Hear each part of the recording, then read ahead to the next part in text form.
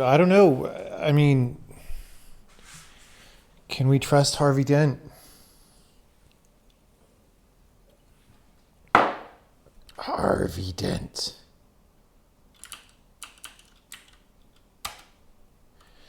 Can we trust him?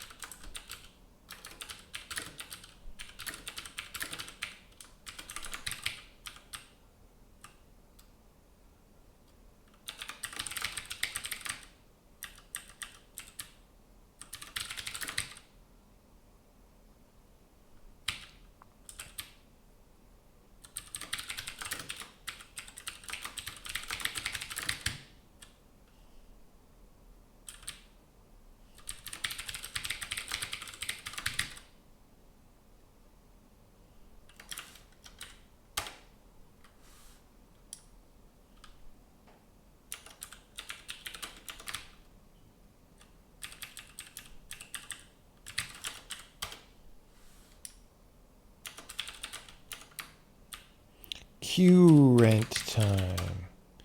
Q rent time.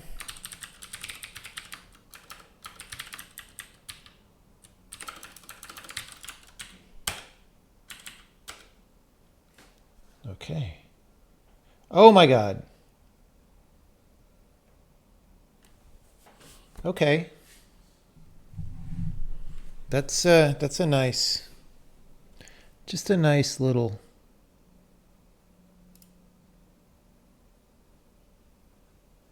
Some flickering.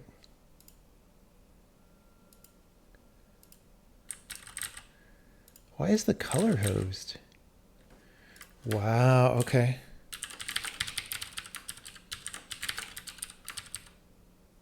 Um,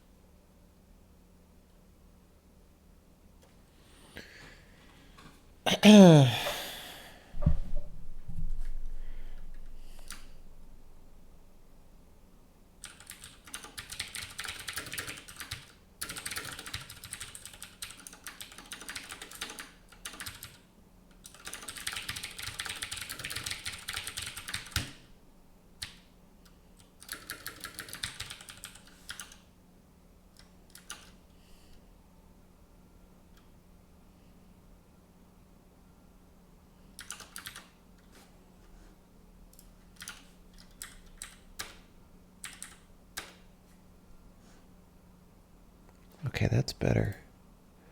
Oh, so much better. Okay. Still flickering though. Still flickering. I wonder what the deal is there. We will discover.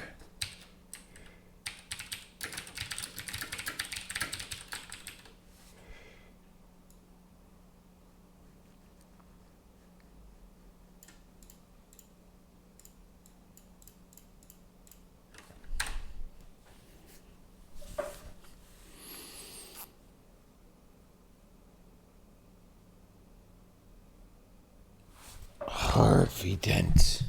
How's it going, everybody? We're getting a lot done today. We now basically just need to do the flicker. That's it.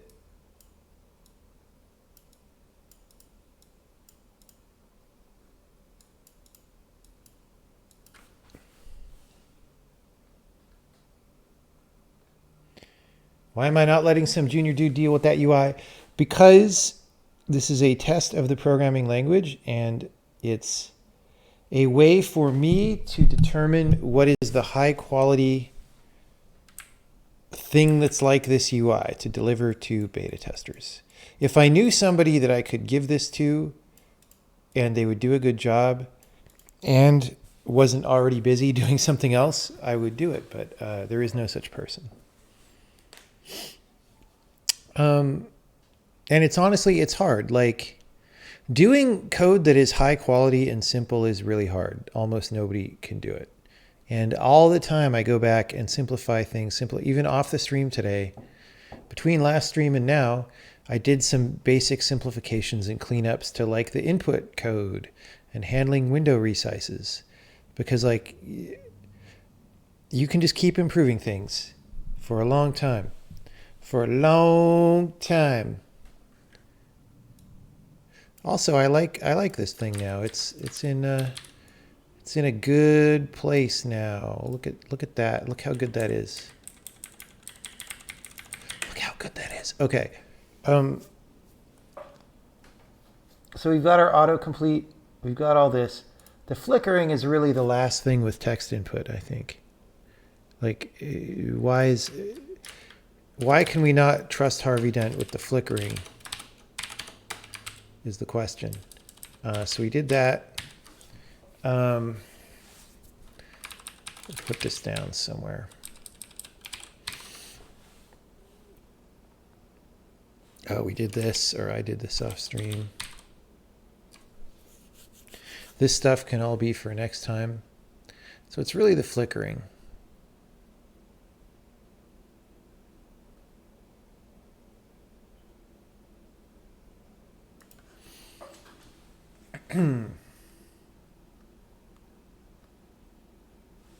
No, I think we determined the flickering was real. I don't think I'm hallucinating it. Here's what we're going to do.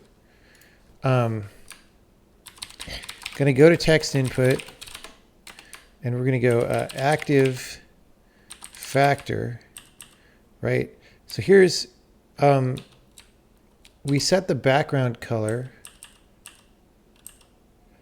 I'm just going to print the background color.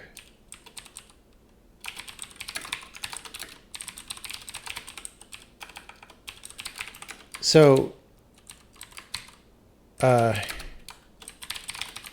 if active factor is set. So I assume that our strobing on our active factor or something, it's either too fast or I don't know, like it's creating a problem. Okay, so here we go. Here we go. Okay, so this is what we are outputting. Let's take a look.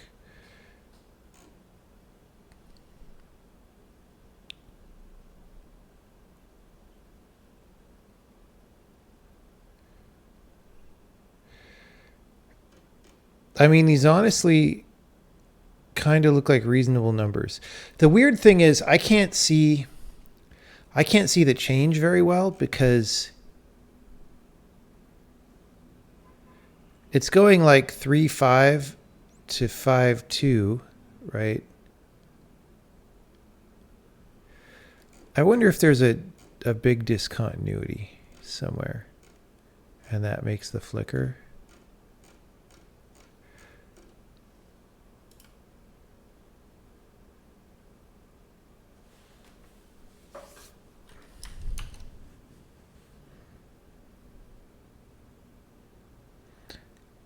Graph it in Excel. Yeah, I don't know. I don't know if I want to do that. Like I don't see anything that's ridiculous here. Obviously ridiculous.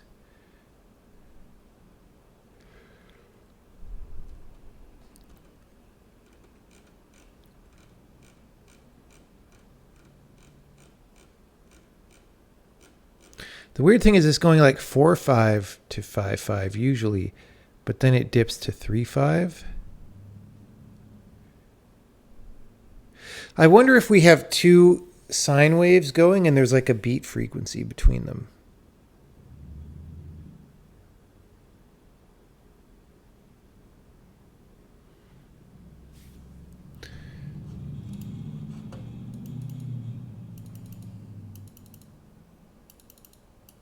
Okay, let's see. Over factor, that's going to be in button. Okay. So we say update, so we have over factor.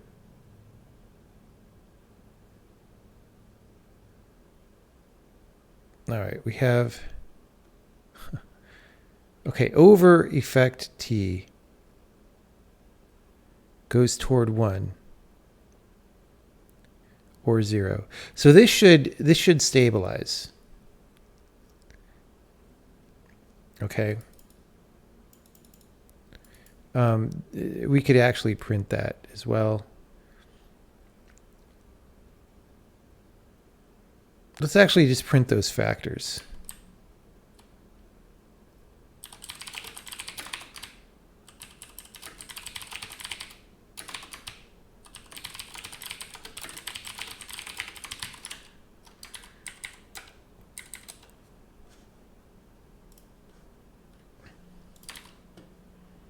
Okay.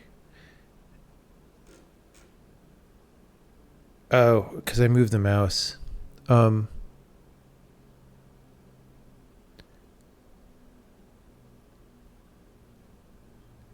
mean, maybe this is just too fast. Right? Let's see. So active factor is definitely cycling. But so is over. Okay, hold on. Just going to hold it there. Why are those cycling? Anyway, like, so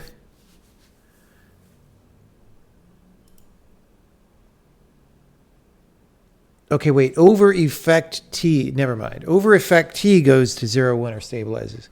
Over factor is a sine wave thing.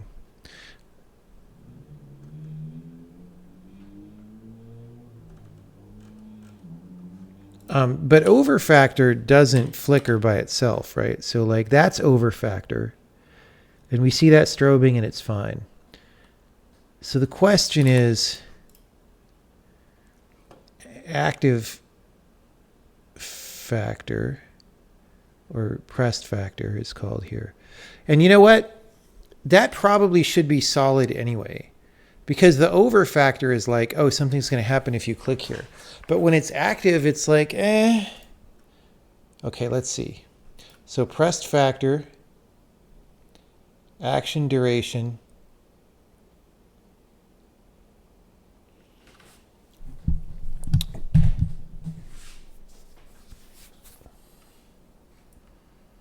what is even happening here? Oh, this is like supposed to show up and then go away, maybe?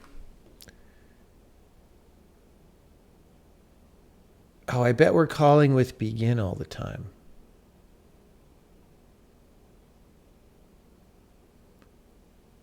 We're just resetting this all the time. That's what's happening. Changed, which I bet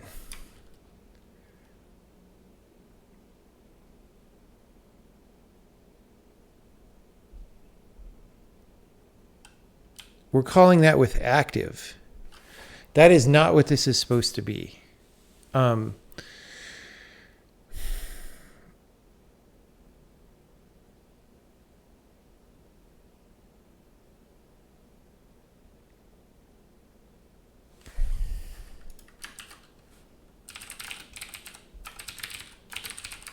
This is supposed to be like when you hit it. So let's try this.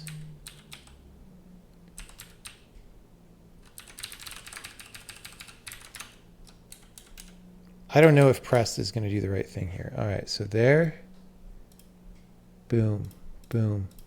Okay, so it's like,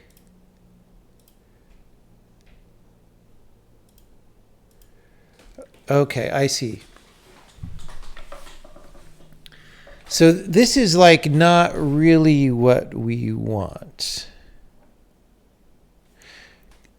I mean, it's cool.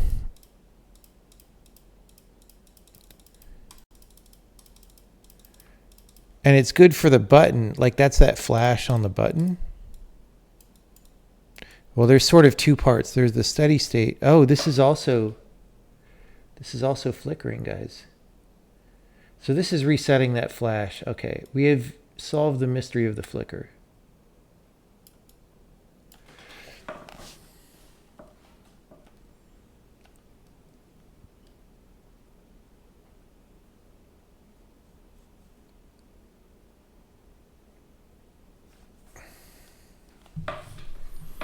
How do you get the line endpoint coordinates for a line from a 2D projective geometry structure? I don't know what that means.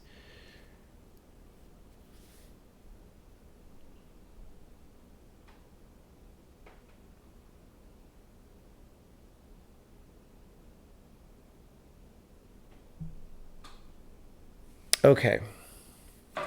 Let's fix the button one first, because that seems easier to me. I think the deal is between the original time I wrote these widgets and a couple days ago when I was doing this, the meaning of that pressed flag has changed, and we probably should name the flag appropriately. So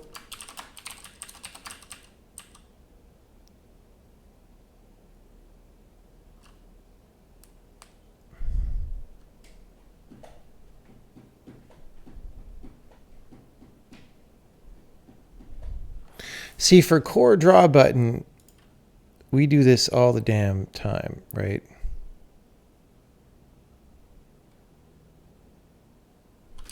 What happens if I take this out? I think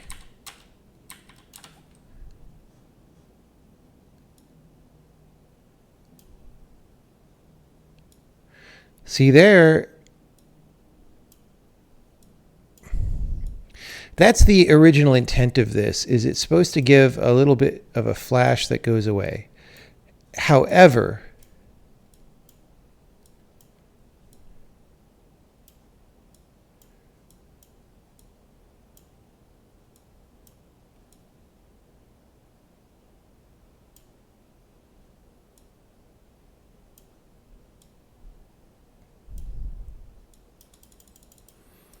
We do want it to be different when held down, I think, or do we? I think we do. I think we want both. So let's go to the button. We want a background color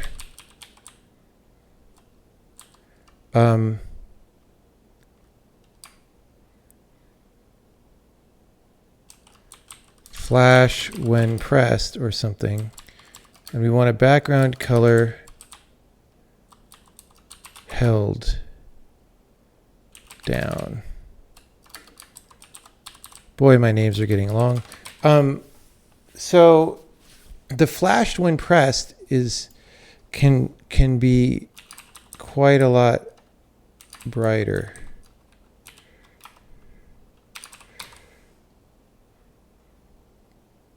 Okay.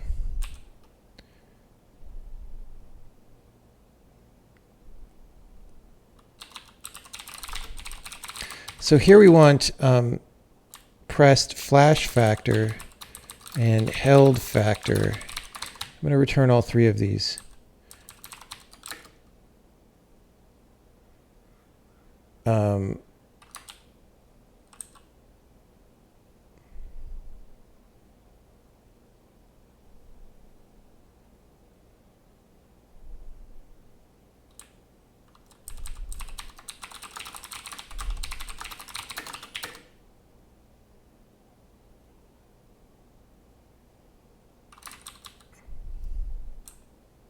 Let's do this.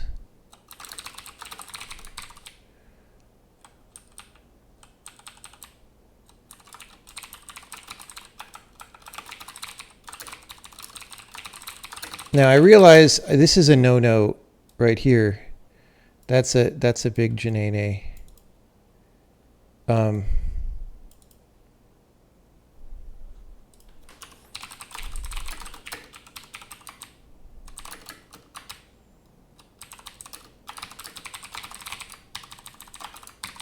So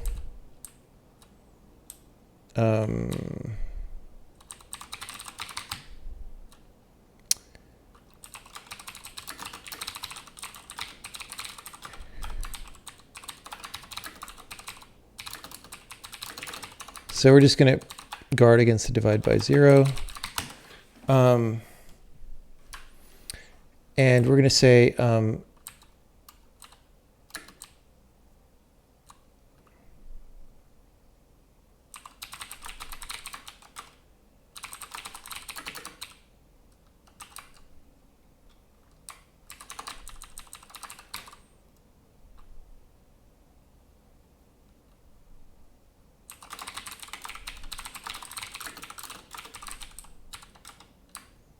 wait.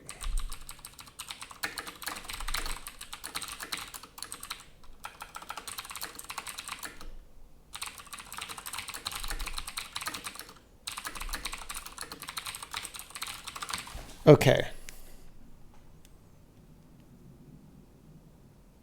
So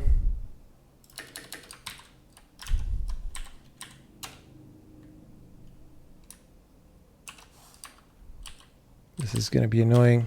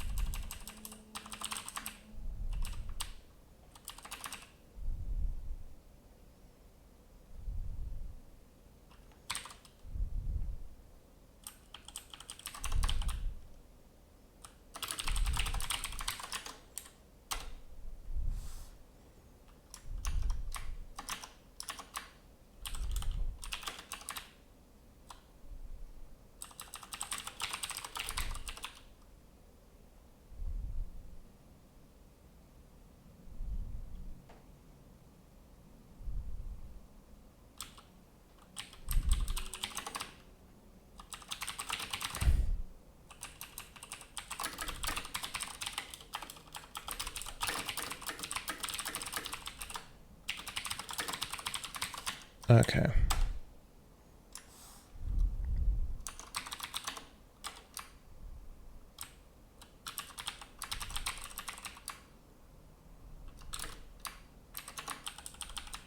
Ah, no, we do.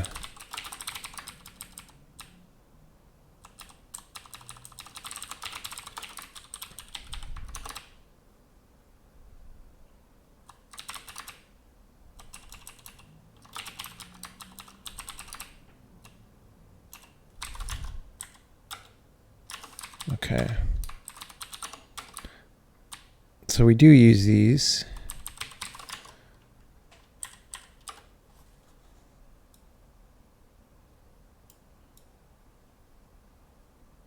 Okay, that's annoying. So the deal is when the timer goes away, we're resetting the held factor, which we don't really want to do.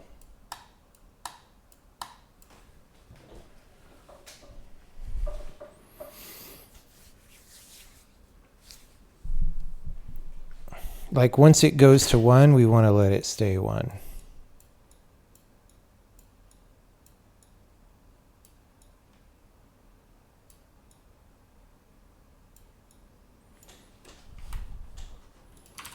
So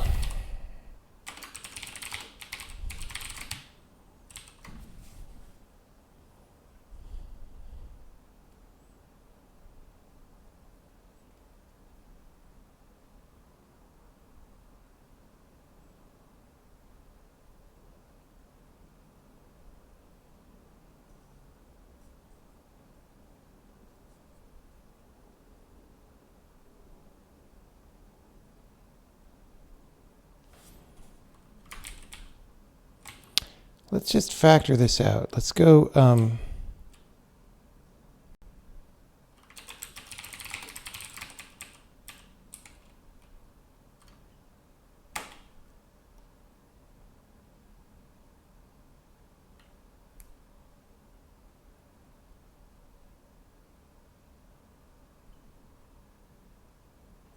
Let's decouple the held down time.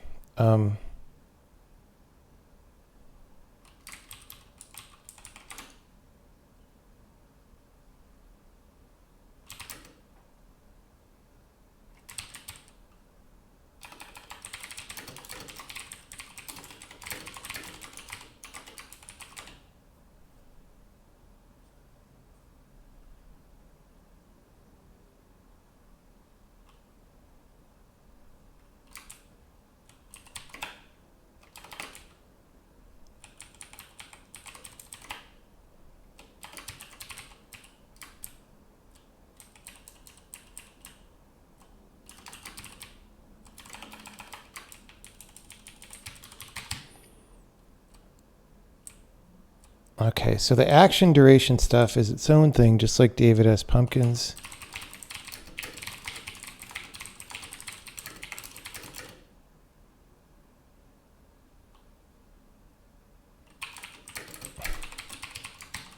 So we want to be able to theme that speed.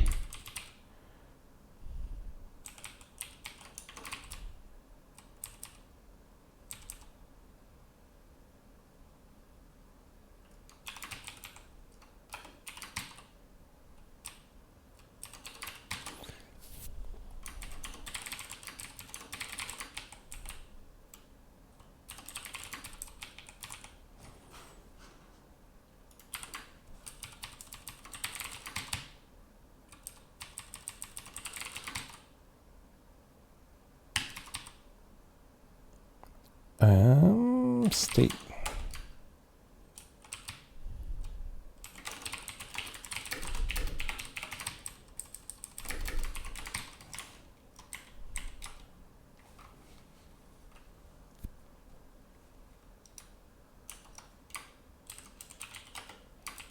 I thought I deleted that.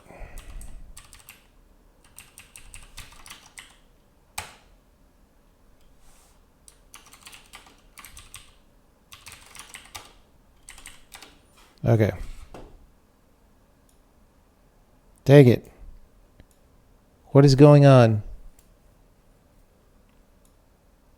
Oh, maybe it's working fine, actually.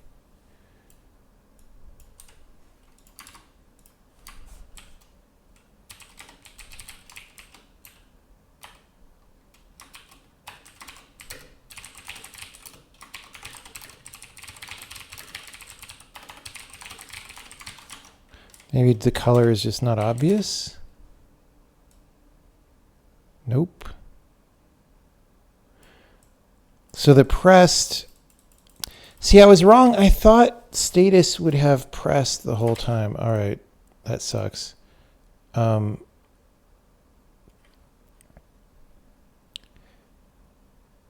do we know?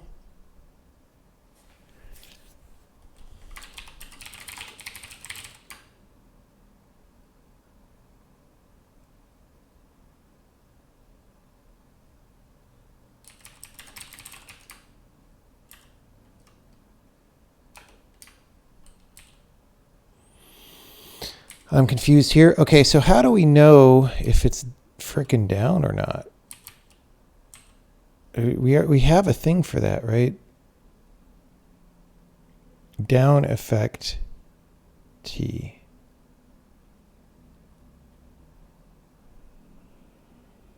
Oh, we already... Why am I a silly? Why didn't I just use that? Yeah, look, we have a thing. We have a thing. Let's just use that.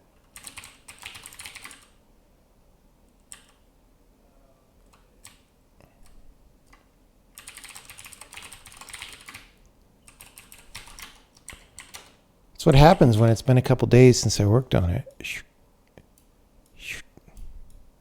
So we have that little flash in there. I think the press here doesn't need to be as dark as it is, and then the flash will be brighter.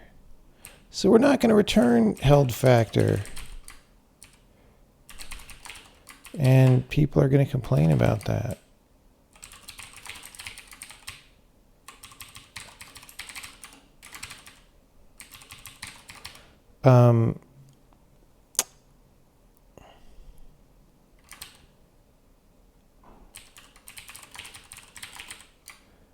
Where does down effect T come? Oh, it's right there. I was blind.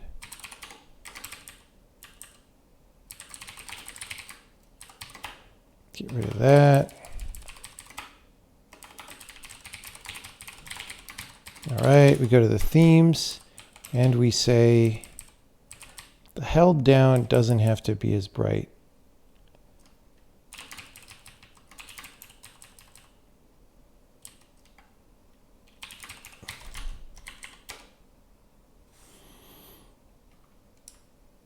I missed that one for some reason.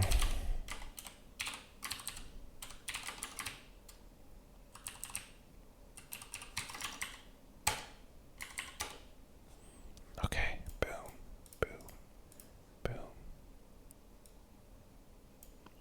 Yeah, we're not going to worry about those yet. All right. Okay, so the flash can honestly be a little slower.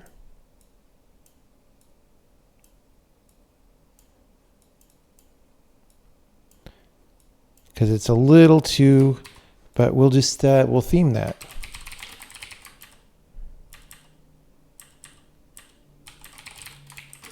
Oh, that was in text input. Okay. Action durations.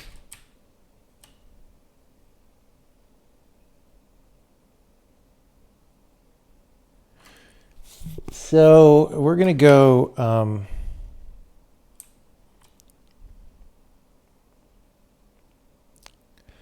press duration is,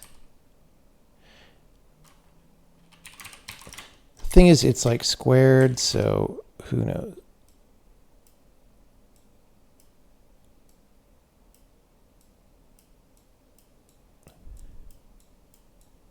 Like I feel like the squaring there is not really helping. Let's bring this down.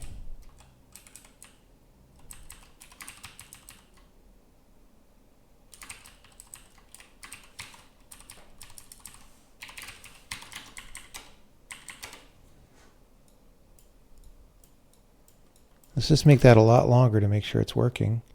Press duration is 3.7 seconds.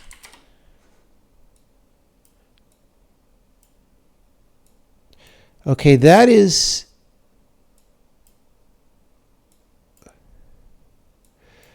controlling that thing. That's more like unpressed duration.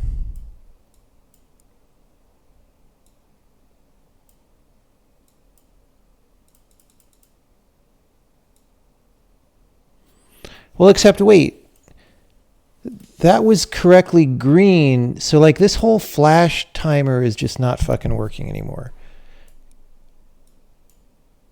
Like, dude, I don't even know what's going on now. Okay, hold on. Hold on.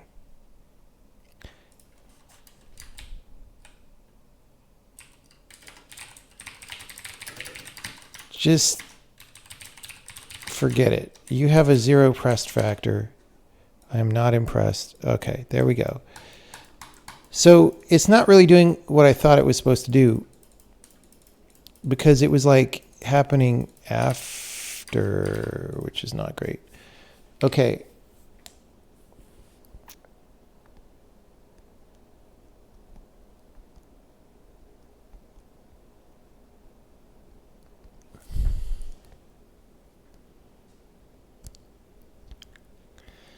So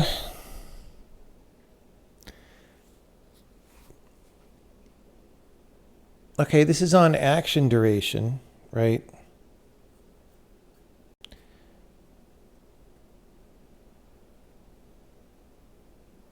Oh, because we lerp, I see.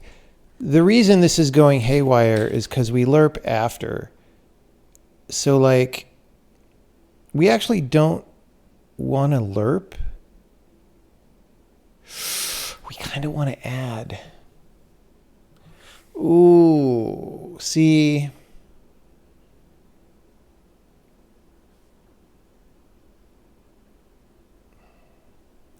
The problem is we're like lerping it away to the... Okay, we could do that. We could do it in the opposite order.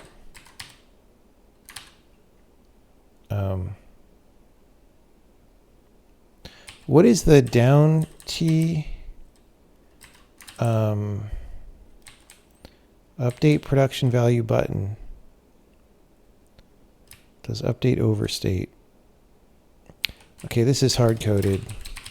We will want to do this in a minute.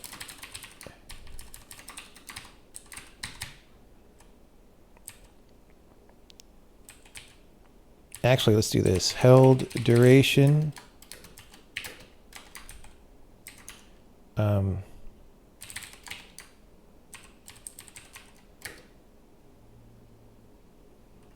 Enter held duration is, I don't know, O.1, right?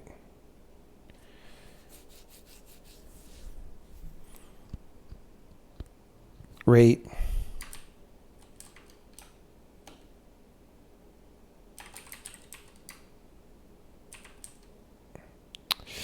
See, I kind of want to use rates everywhere, but durations probably make more physical sense. But then we have to frickin' divide. Whatever.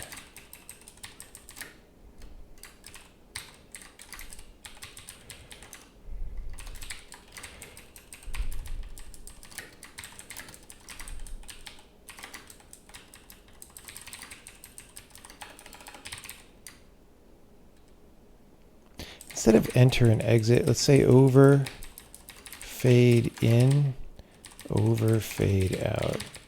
Enter, held, fade in, held, fade out.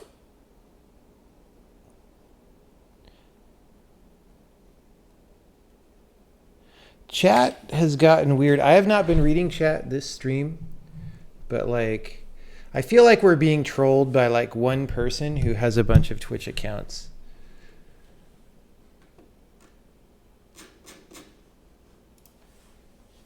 You know what I'm saying? Because like there's been some ridiculous stuff.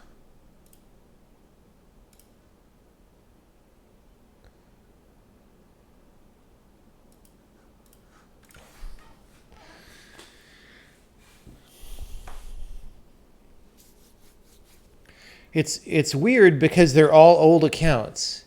They're like every time someone is being nutty, I look them up and they're from like at least 5 years ago, sometimes more. And so I'm like, well, that's not a troll account that someone just made to be dumb. But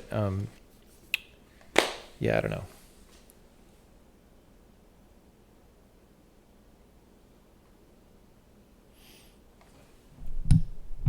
Okay, so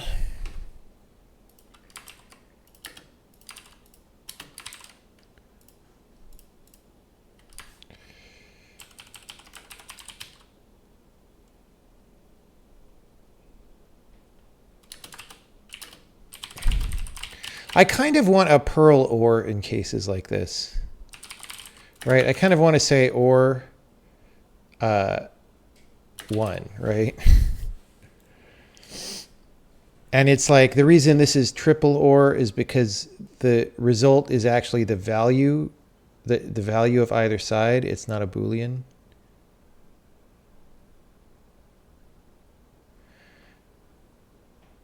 We could actually make Boolean or like this have the value of either side, and then you cast a bool if you really want it to be a bool.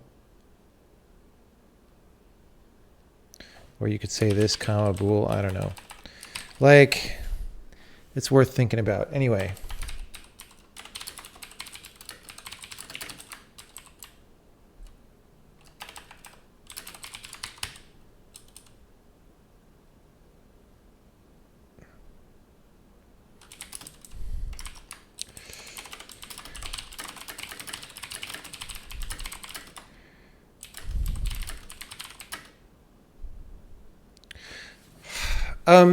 Okay.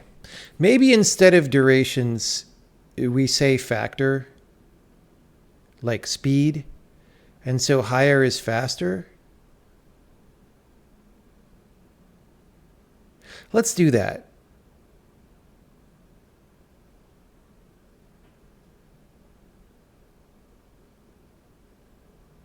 Because then there's no singularity at 0 also, if it's just a multiply. Like it's just more robust than putting a divide in. Let's just do that. Let's just do that. I'm making that executive decision.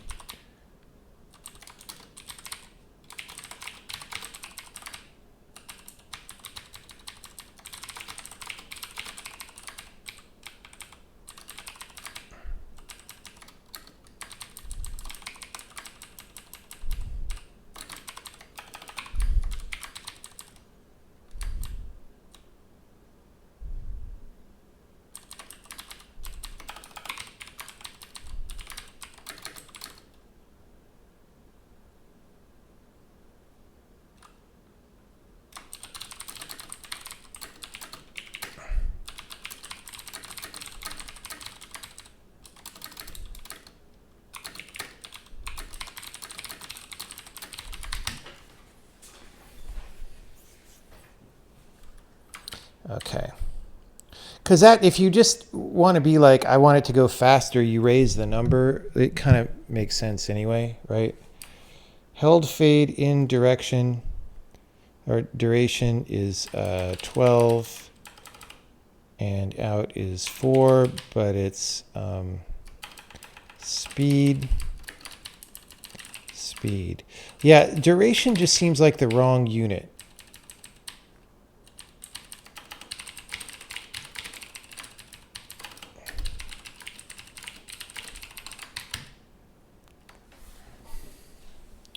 Instead of down effect, it should be called held effect. I don't know. Anyway, where even are we? Over fade in speed. Oh, this is theme dot.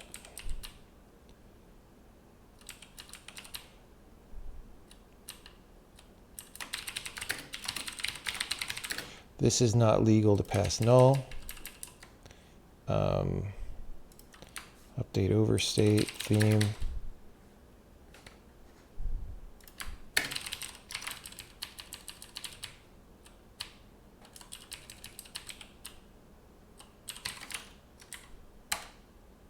Okay, now we did determine that we actually want to do these in this order.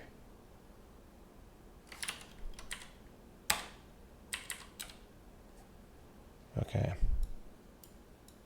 Okay, I think we have the pressed factor turned off, but this is reasonable if that's the case. So now we go back to pressed factor. Yeah, so we're going to turn this back on. Okay, it's a little extreme, but what a juicy button.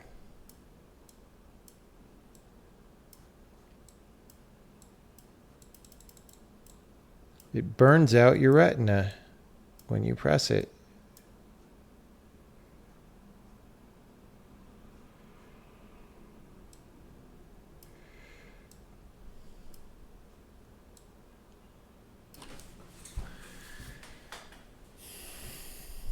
Text should move. Yeah, the thing is, we can't really move the text sub-pixel without rasterizing more copies. So I don't want to move it smoothly. So I'm just not moving it right now. That's a thing we could do later.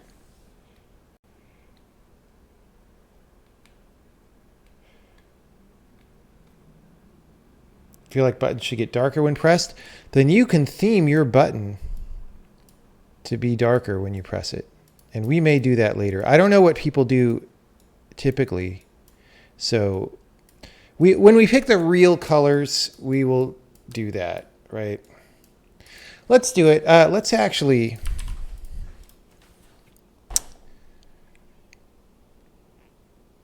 Let's do the text offset. Let's do it. Text offset when pressed.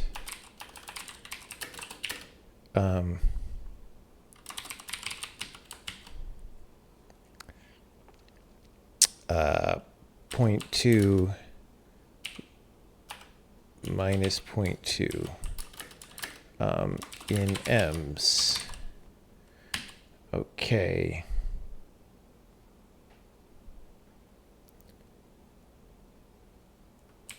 When held, let's say held, I don't know.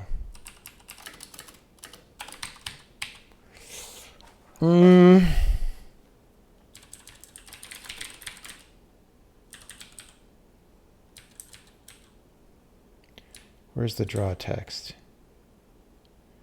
Draw label. Yeah. So offset, text offset when held times down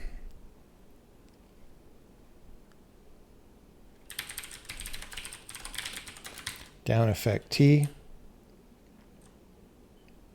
I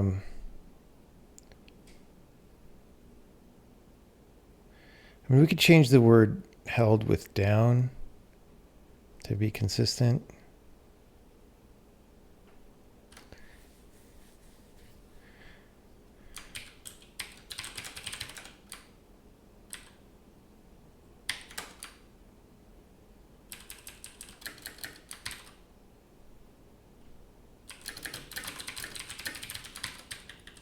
Everyone's going to get mad at me again.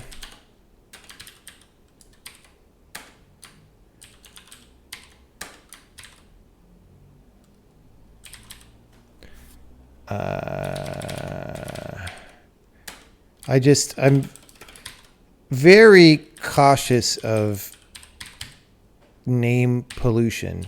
Like when you have more names than is necessary for something, it's like, it's just not good. All right.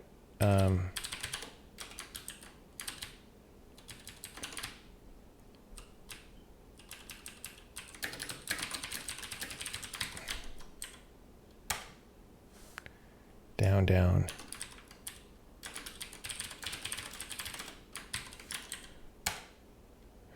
Okay. I was going to do something else, but I don't remember what it is.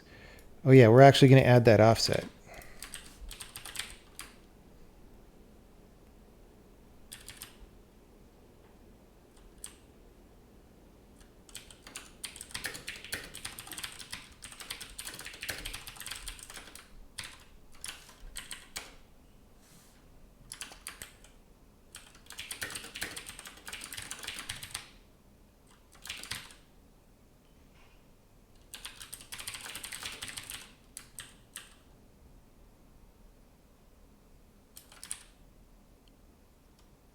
It's weird. We're passing the whole rect in there. All right. It is not moving at all.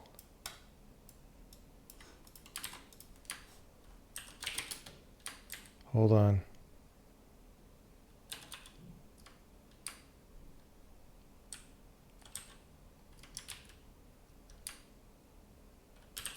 Core draw.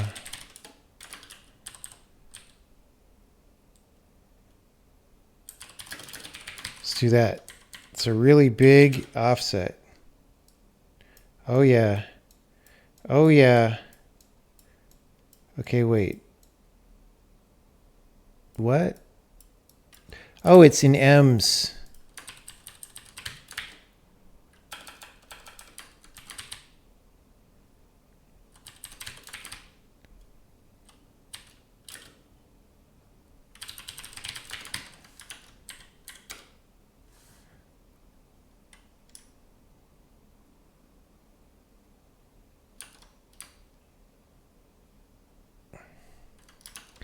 Wait, what? We wanted a float. We were given vector 2 and argument 1. Oh. Right. It's two different scales, right? So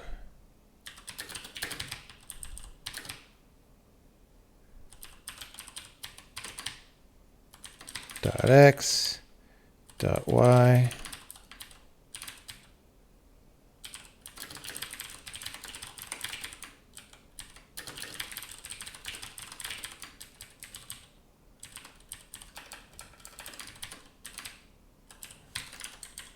Nope. Compile, go. Boop. Okay. It's a little bit mismatched because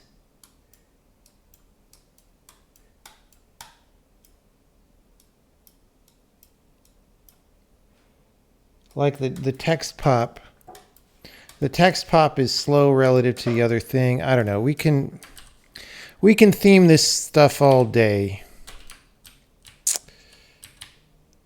Let's just cut this down anyway, and then maybe it'll seem less bad. Boop. It's like not synced, sort of, even though nothing else is moving horizontally, it like doesn't totally.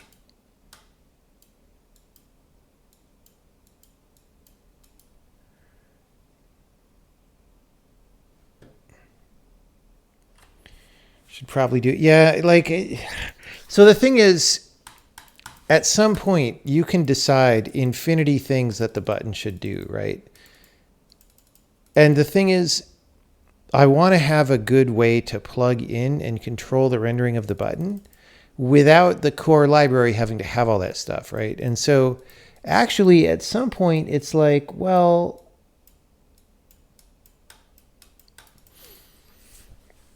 at some point I don't want to add more stuff to the default because these are things that you would plug in and mess with, right? But of course, we don't have that plug-in architecture yet, but I don't think it would be that bad to add. So the problem here is sort of you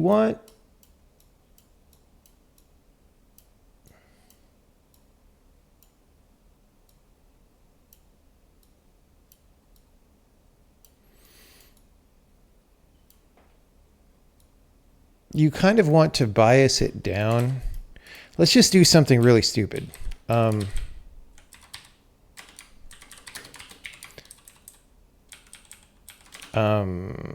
Off t is pow state.down effect t point set. I think 0.5 is going to be too much.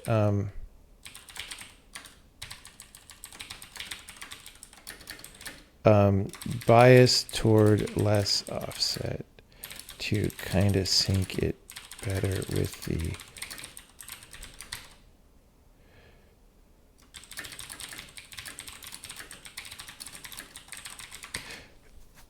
actually that's wrong.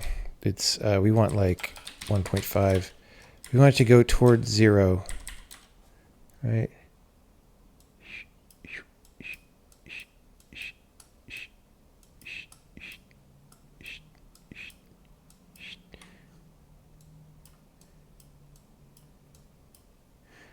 I don't know. That's better. Let's just try 2. If it's 2, that's real easy. I mean, that seems better. It's still not perfect, but we're just going to do it. We're just going to do it.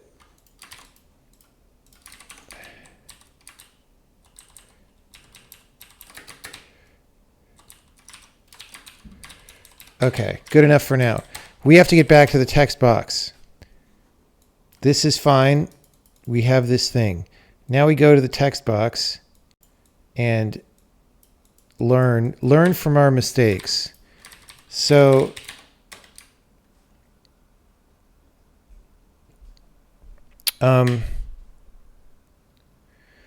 we want the text box to use a background color flash when pressed as well.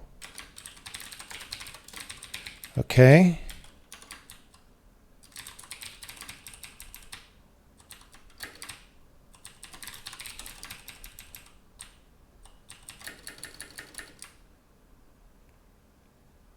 And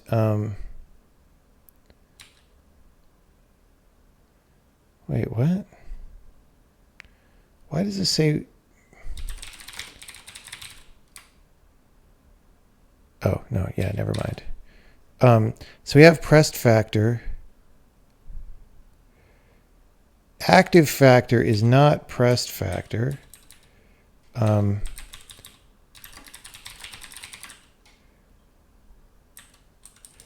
right.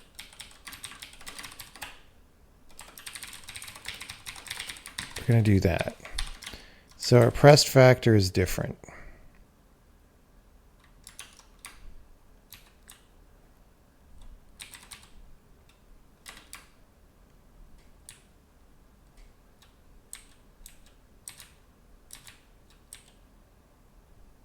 Okay, we don't, I see.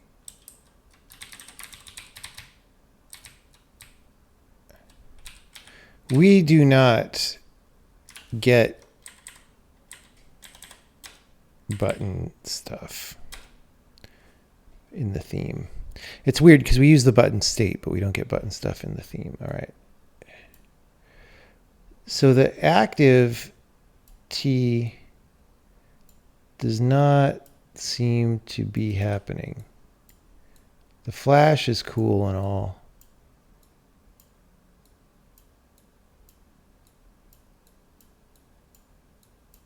It makes it feel spicy. But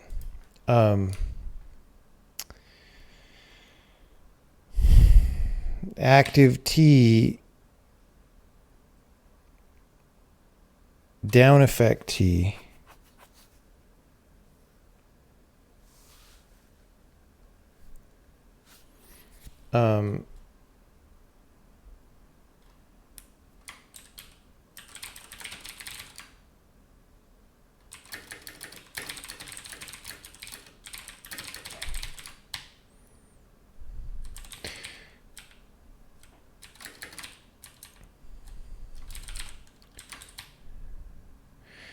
let's make that higher again.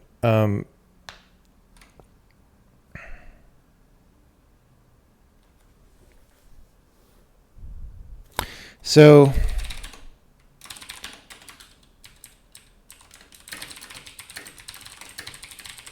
I think we want to delete that, but I don't want to think about it yet.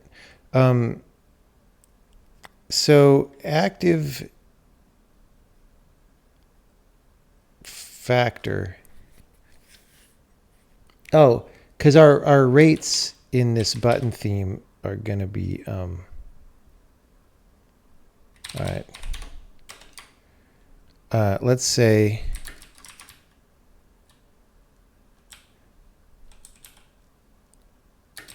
we're going to do all this stuff.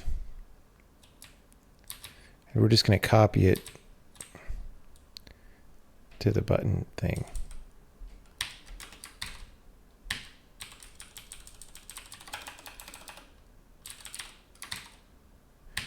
Okay.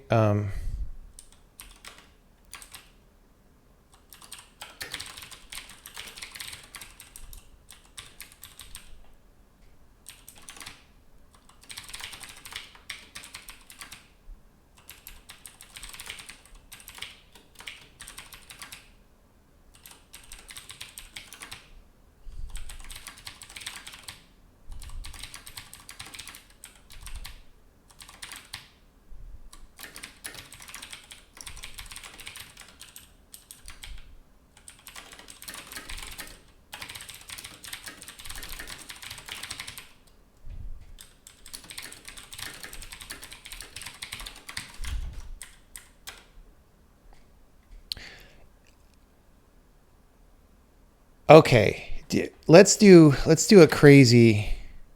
Okay. If we fix this other stuff, I want to do this crazy copy macro. That'll be fun. Oh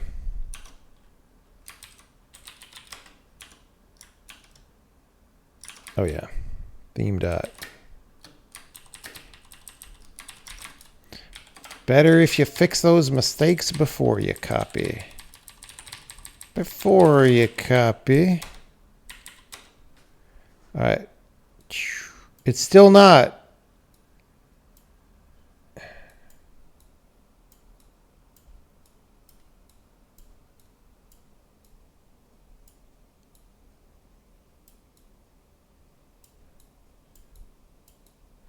WTF. We're going to have to investigate.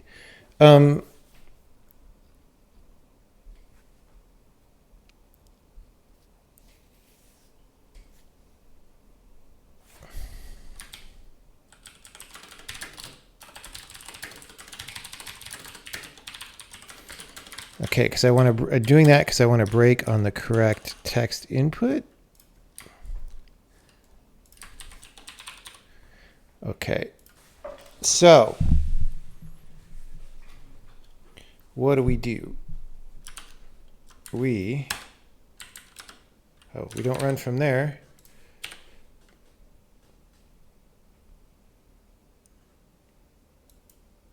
Okay.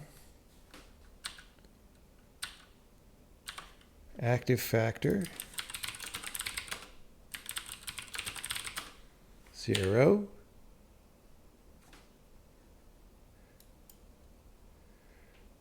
Oh, right.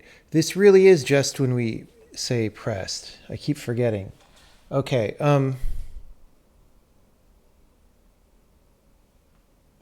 But it's still 0, but that might be fine. Oh, wait. No, because we're before that anyway. State down effect T.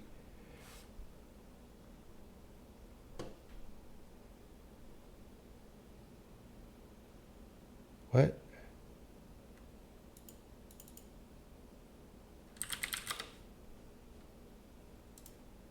Oh, base.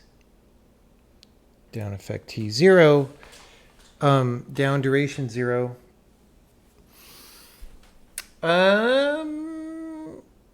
Let's see though. Like I want to know after it's been down for a while.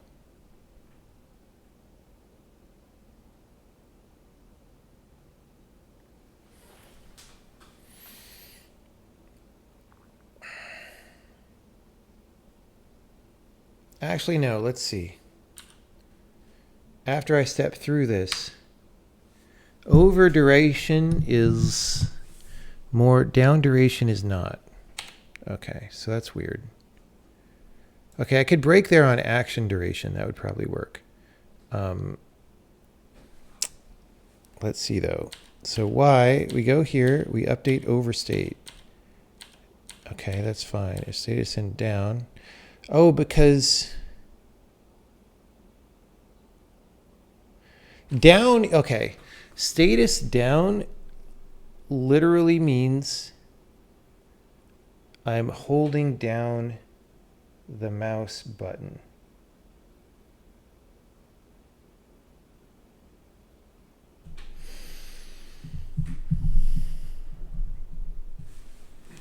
It literally means, so that's, we could do something for that in the text input, but I don't really want that. I want how long has it been active. All right. So let's go back to the theme.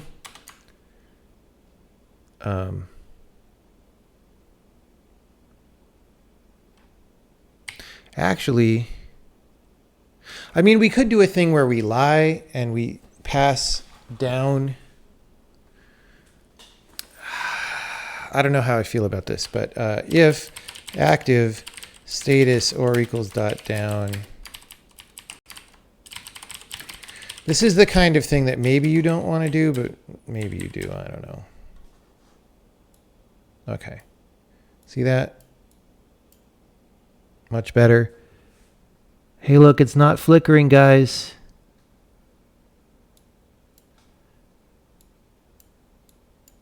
Congratulations. We have solved the flicker of Evil Creek. We have solved the flicker of Evil Creek.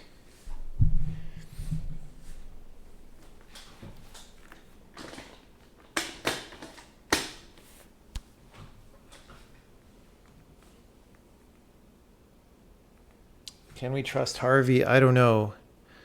If Harvey solved the flicker, then maybe it means we could trust him.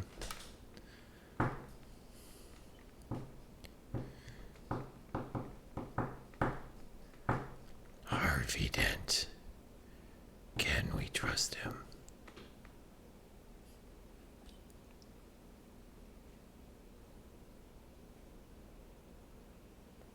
You know, it sucks starting your fourth year of computer science and realizing you know nothing about how to be an effective programmer. Well, I mean, schools are not very good at teaching you how to program, actually. Right?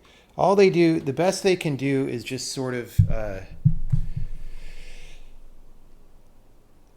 throw you at some team exercises and hope you get experience. But the thing is, none of your teachers are really that good of programmers because they don't spend that much time programming, right? Like, you would have to be phenomenally lucky. Like, if you somehow got someone who was a hardcore programmer for 20 years or more and then became like a professor in college after that, they might be a good programmer.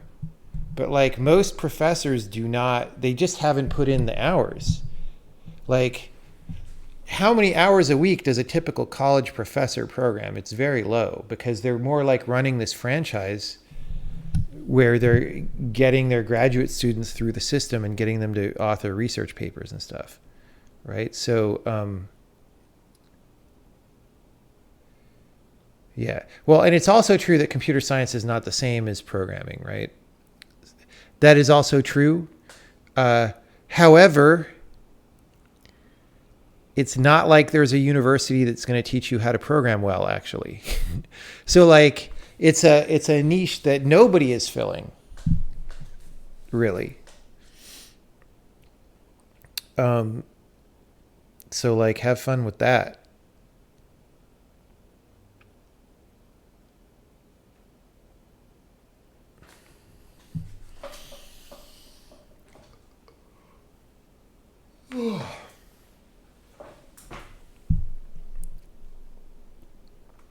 Casey soon. Yeah, he'll be doing his class soon. I don't know. Has he announced when he is doing his first thing?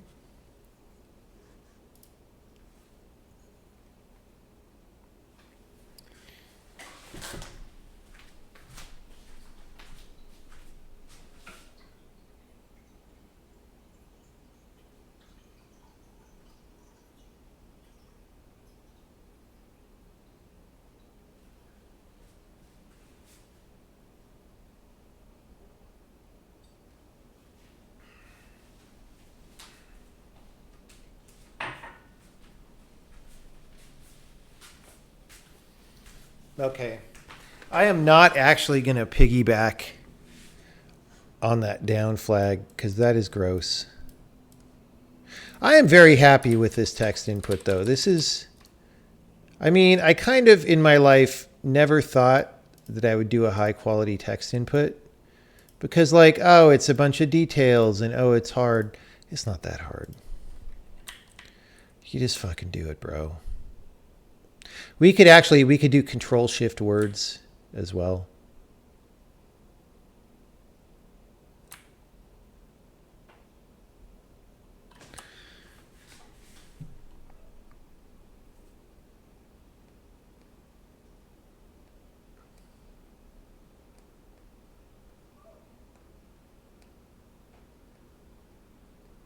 Once you want to support IME. I don't know what IME is. Is that the weird other keyboards? Those are fucking fine, dude. They just work.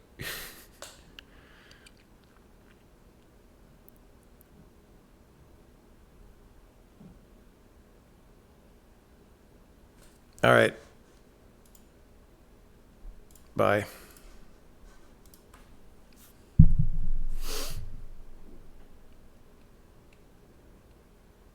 Can you do alt arrows? What are alt arrows?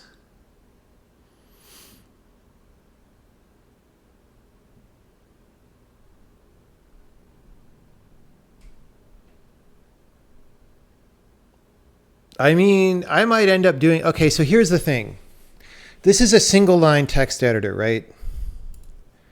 A multi-line document style editor is somewhat more complex, but like somewhat less complex in a way, because you're probably not doing this kind of scrolling and stuff, right? So like, I wonder if you would try to do it with the same code, or if you would just have different code and call into some of the same functions. It might be that. Anyway,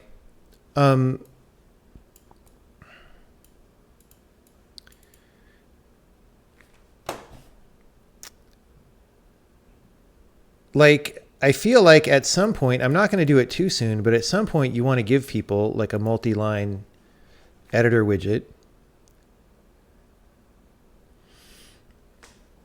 So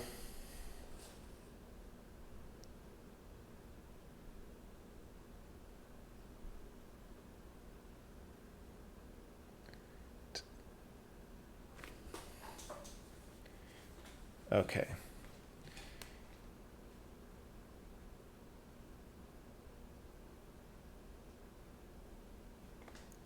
Yeah, I don't know what alt arrows do. We could look. Right now, we do the one character thing. We don't do the control thing right now. Even control...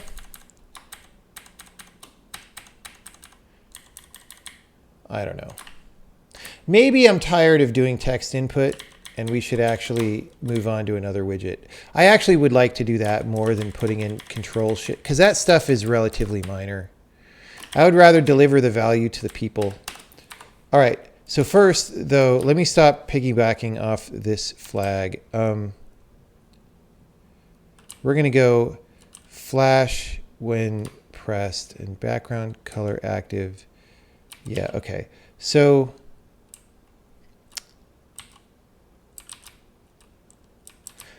here, this thing,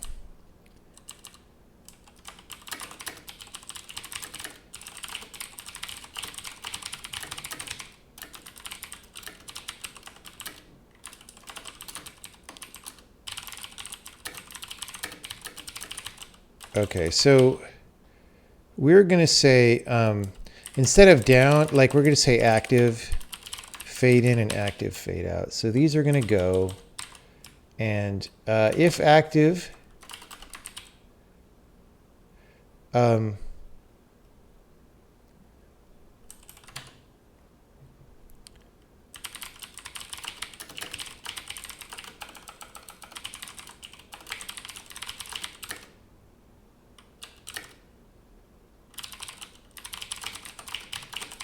it's just because this is just not, it's not worth making a rat's nest of code to do this simple thing, right? And confusing concepts and all that. So just like, okay, we'll go ahead and piggyback on this for that stuff, which is exactly the same. But for this other stuff, we just do this. Okay, and then we have an active T on the state.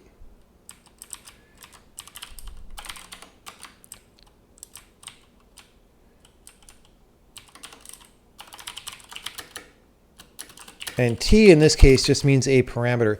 T in my own programming parlance is just a parameter that goes from 0 to 1. And like 1 means in the activated or excited state and 0 means off. So that's just, I don't use abbreviations very often, but that's just one that I use that I personally am very comfortable with. And yeah. Okay, so boom. Wait, it didn't work. No. Oh, because we're not using that. We're not using that active T down here. Duh. Active factor is state.active T. So not all of these are used. Not all of these members. Okay. Boom. Boom. Great. Nice. Very nice. Very nice.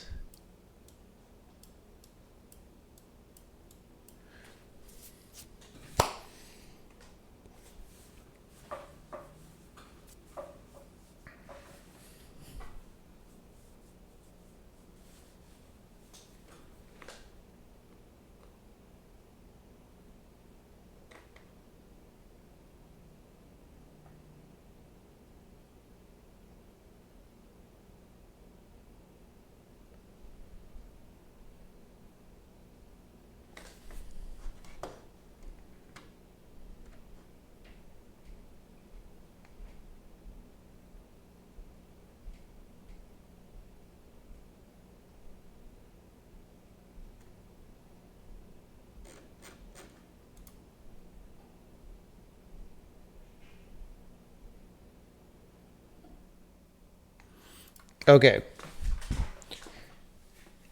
So, this is great. I think we check this in and we move on to new stuff.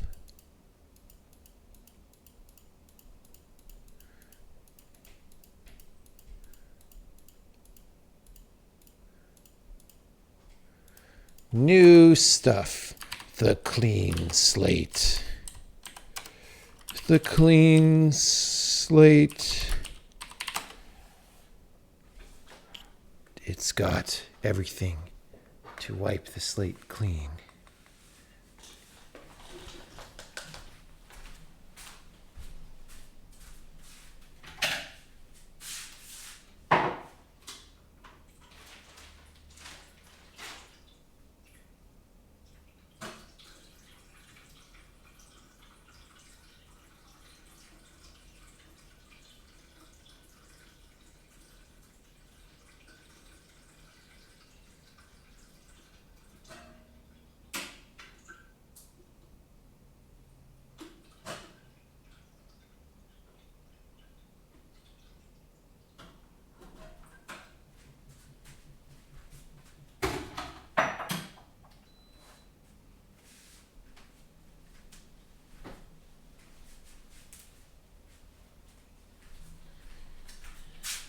The clean slate. Let's see if we have any no check-ins. Oh.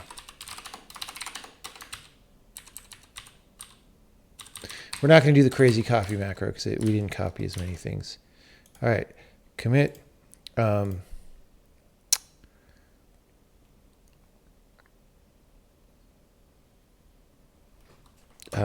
Text input progress.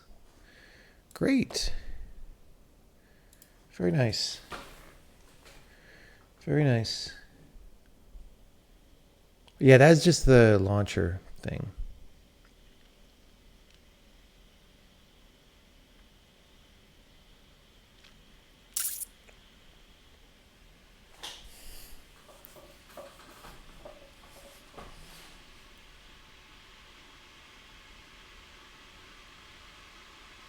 I don't know why you think, like, people seem to be saying in chat that kerning interferes with atlasing.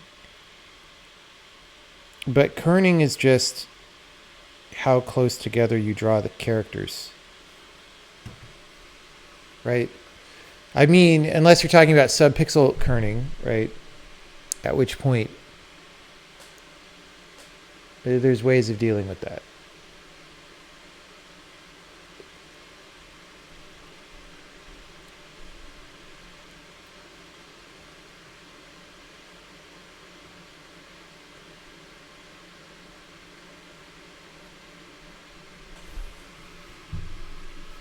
But for the integer pixel parts of the kerning, you just draw the thing closer to the previous thing.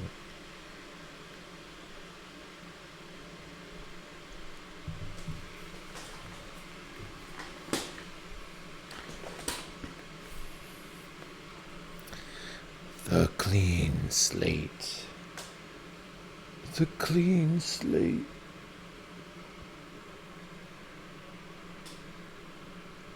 Okay. Well, I mean, we're going to go back to this place we haven't been in days.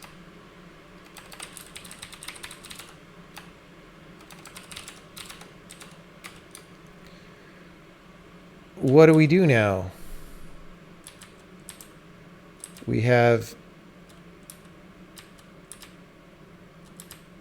So we could do like frames with title bars, but I don't want to do that yet. We have buttons, labels, which we haven't totally done.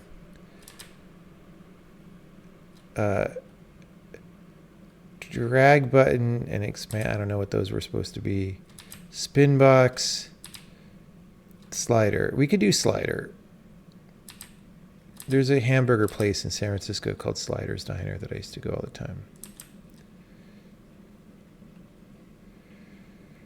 Color edit. That just opens the color panel.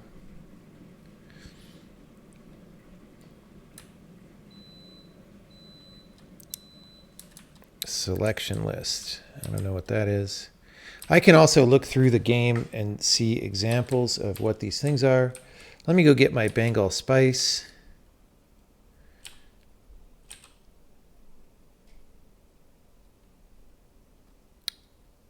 Save file dialog.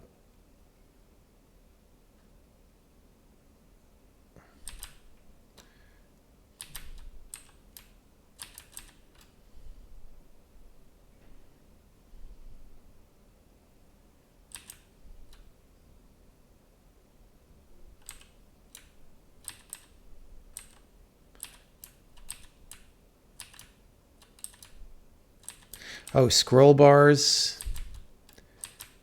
That's definitely a thing in here.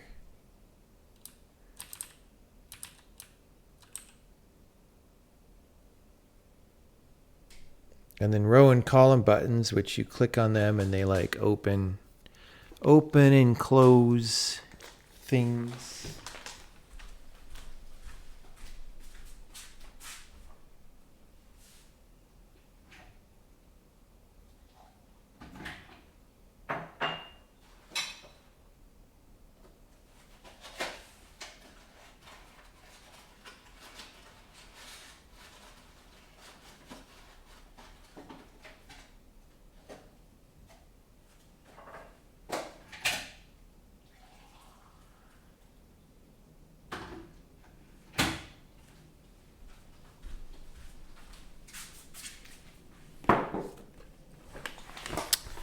The clean slate.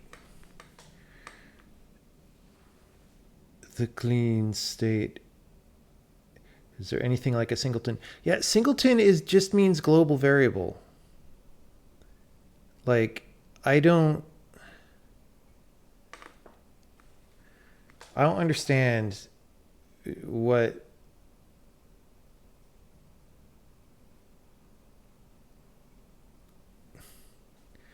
It is a design pattern. Yes, it is the design pattern called global variable.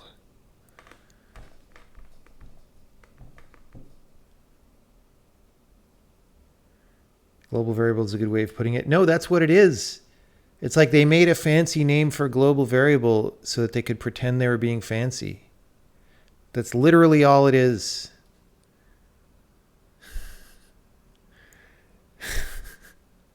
It's like, it's this fake knowledge production that started happening.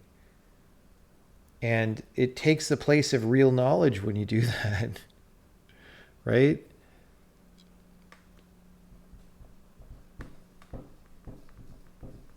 Global variables, can we trust them? Well, it depends.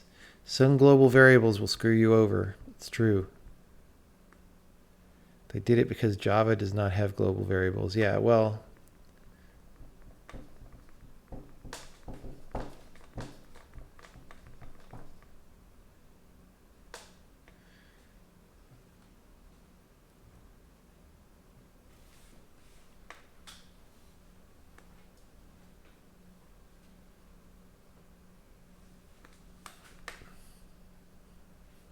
The clean slate.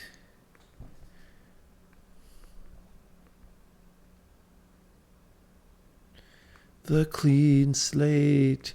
Maybe I just want it to be Miller time.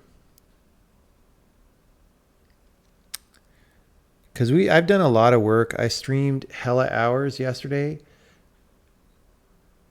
And then today we've done, I don't even know, we've done like 7 hours of streaming today probably.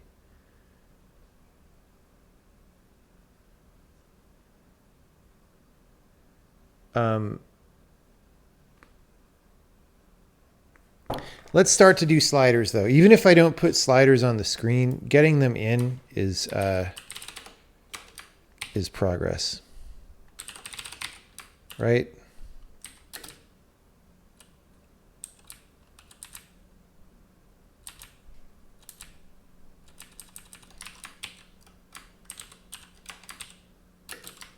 Okay. So here, I already cleaned this. There was like lots of copy pasta code for different types, and I made it polymorphic. And it's like, look, you can slider on floats or int, right? And if it's int, it's like quantized. This unprovided float stuff, I think we need to get wrecked on that.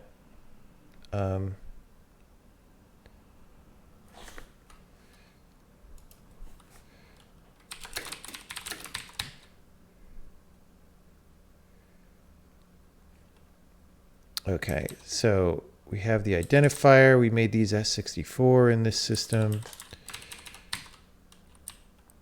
Theme cannot be null. And then this drag and input stuff is all going to be on theme, I guess. Maybe. I don't know. I don't know. Let's see. Let's see what those do. Prefix and suffix are all going to be on slider theme. So let's just start with that.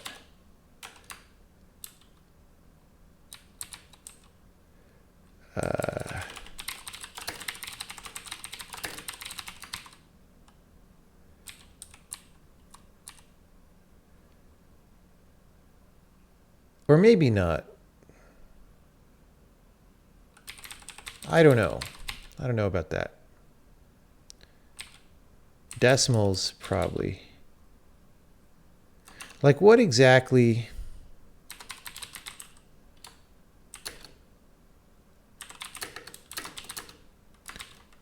If sliding a float, how many to display after the decimal? Okay. So we're going to do that. That's going to be theme.decimals. Whoops.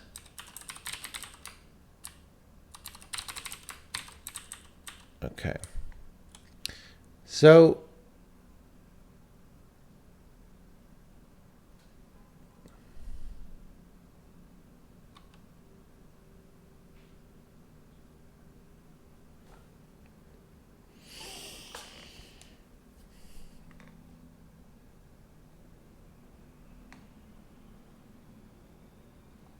prefix, suffix, input. W, that's going to be in the rect.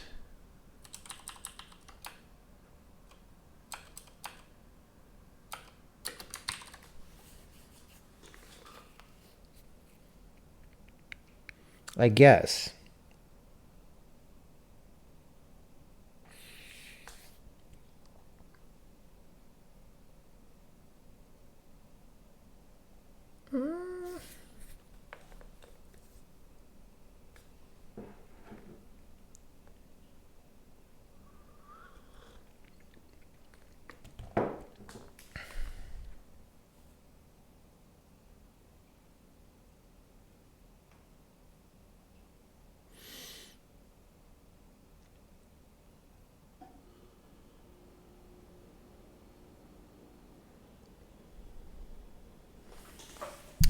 This is a weird one because maybe the theme says how high we are compared to the width or something. But I don't know. Like I want this to be set up so that we pass it down. Yeah, all right, let's do it. When we do the layout layer, we could figure that out later. Okay, value min-max, prefix suffix, UI text size. Nope.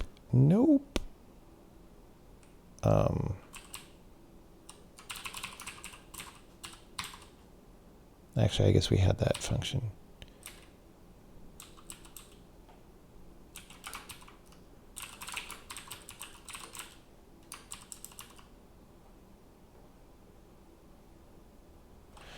What do we care about the text size?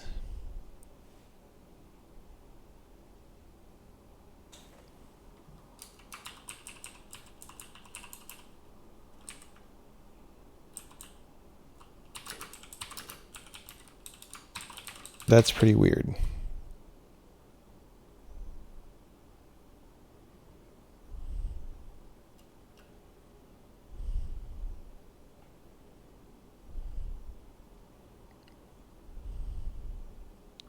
So like if you right click, we force slider focus.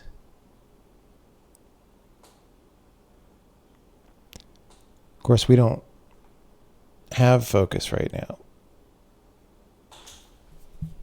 But, you know. So we're going to comment this out. We're going to no check in and figure out what to do there.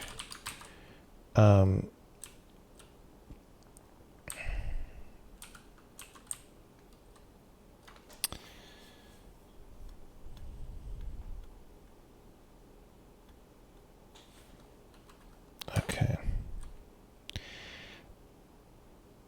Oh, this is for typing. This is for little individual text boxes where you could type the value. So this whole thing, that's a thing that we'll do later. That's past the base slider. That's like, I want to type the thing. That's why we care about the text rect. I get it now.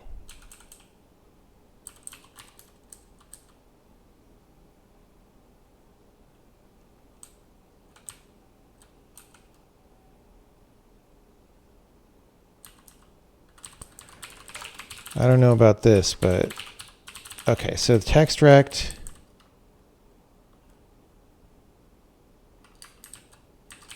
Does anyone use over? Yeah.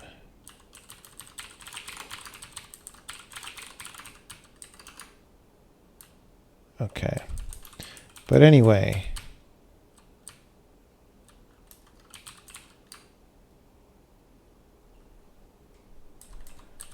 I don't know. This is like a different.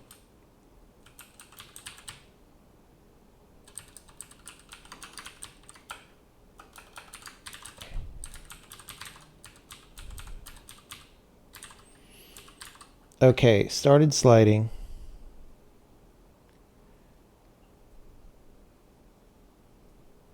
If down. I'm getting hungry.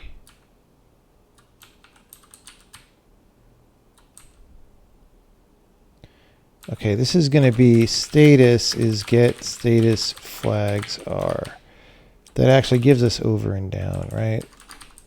Status and dot down.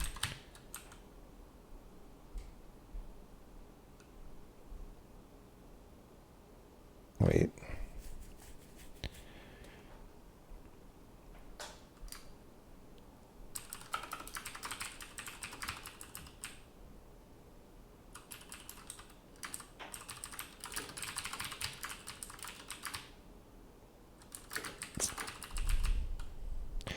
So all this slider input mode stuff, I think, is about,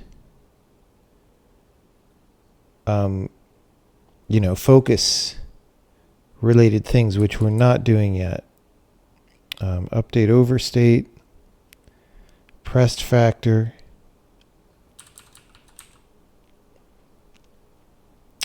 over T, the over T window.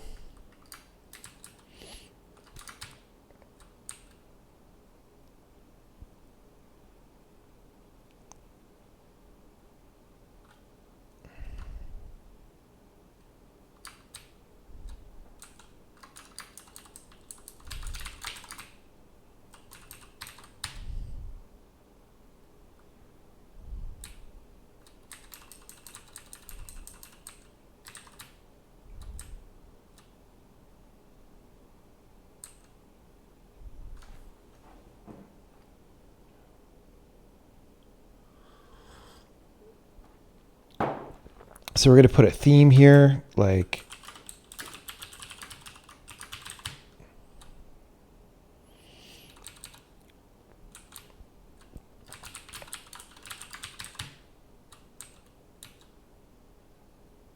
sure is a lot of code here. Sure is a lot of code.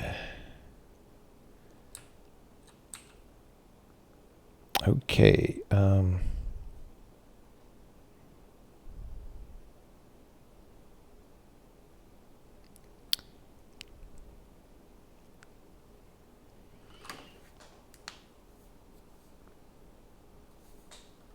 So here we say, okay, we're not going to do the frame.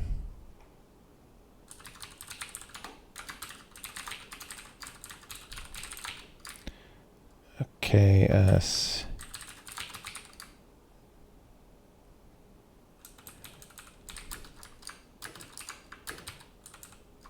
gonna do this.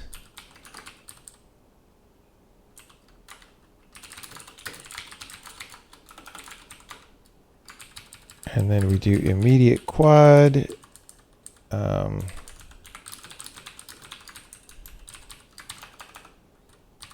Background color.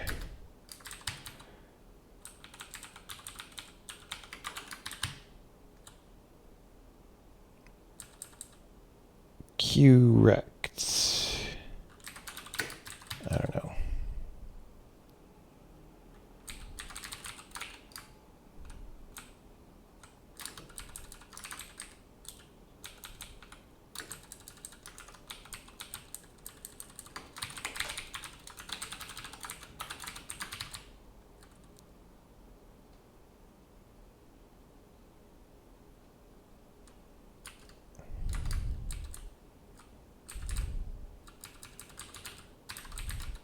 So we're going to go core label.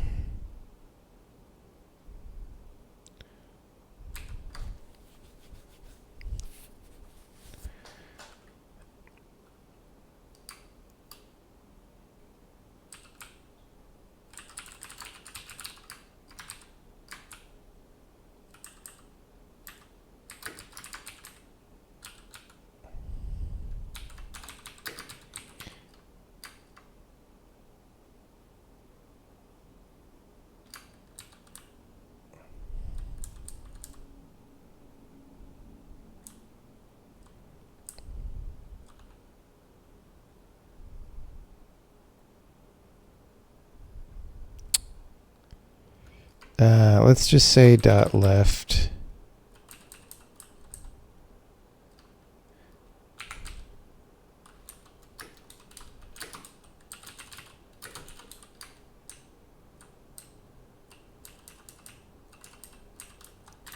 All right. We'll clean that up later. So I missed a bunch of stuff, but this is like one pass closer to being something that will run. Now it appears to compile, but again, we're using lazy compilation here, so it will not if I go to example and make a slider. Right.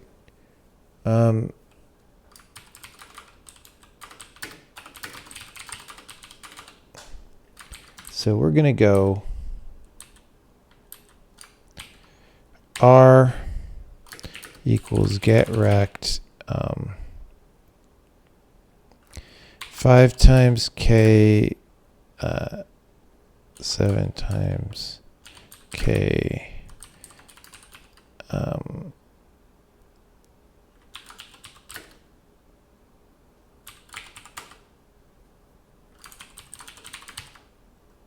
Okay, and then we're going to go slider R,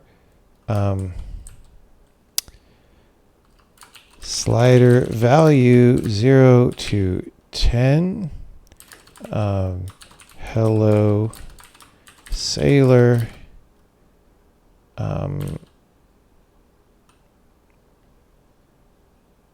We should put the theme much earlier because there's all these optional arguments and theme is not optional. So I'm going to put that there. Slider theme. That's a slider theme. And slider value. We'll make that into something more creative later.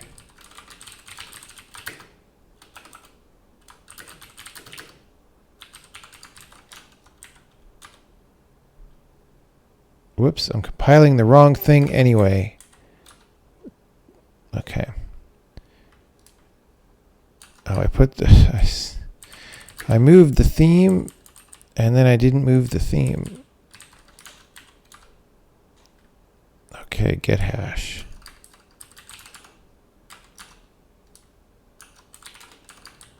Get hash. Oh, it's find or create state because we did the better thing. How does this work? Create state. Table button hash.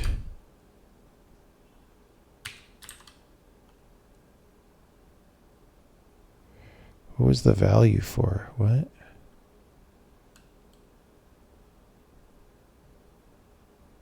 Why was that? Oh, because I set it.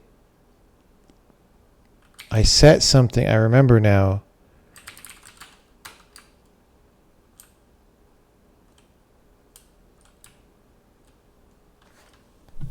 Initial value.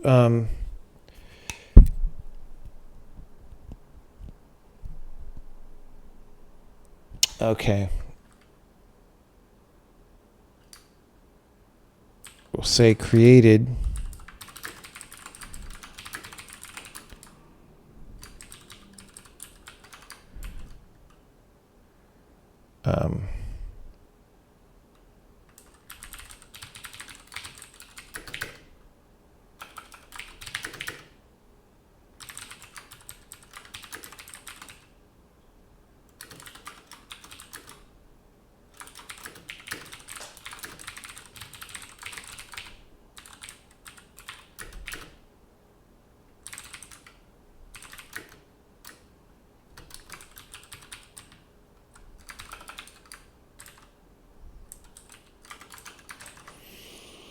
Okay. So at least we take that complexity out of the find or create state, but that does need to tell us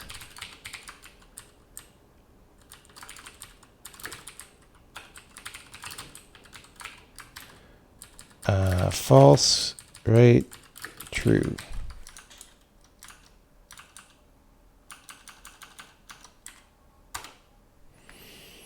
Okay, initial value float 32.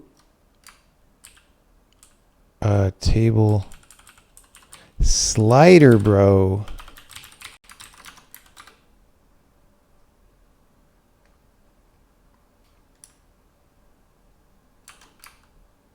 Oh, because it's a pointer. It's a pointer to value. Boom, boom. Look at all the value. Look at all the value. UI text size. See, we're making it down the function now. Set initial value. We didn't copy that part.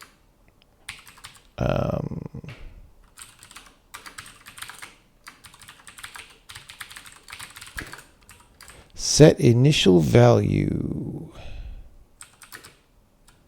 Oh, wait, I did that. Wait, what?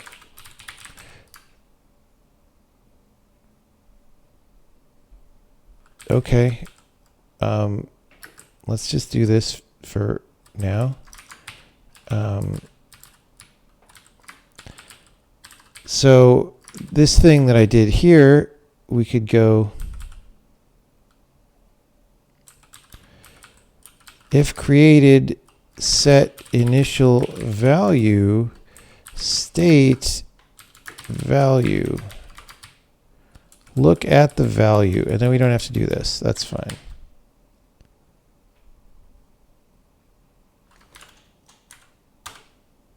Over. I was under over and he was under done. Roger was over Unger. And Unger was under done. Over. Update over state.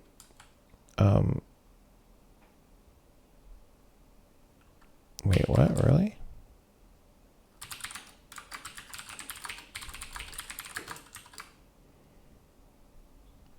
Totally not the same parameters.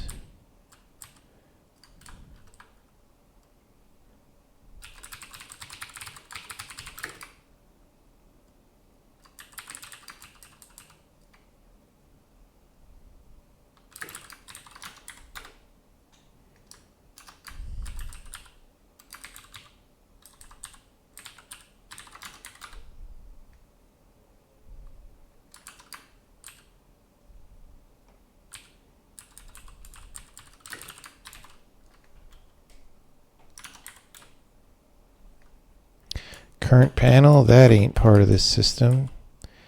UI get button state.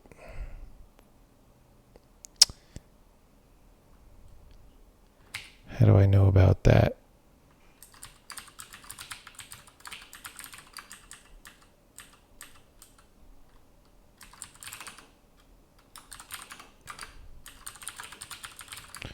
There it is. I see. Handle. Identifier down.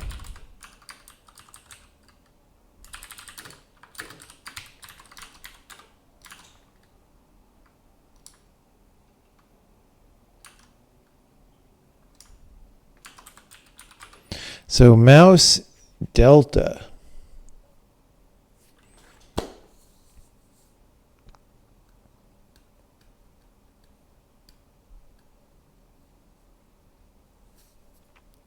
Mouse delta.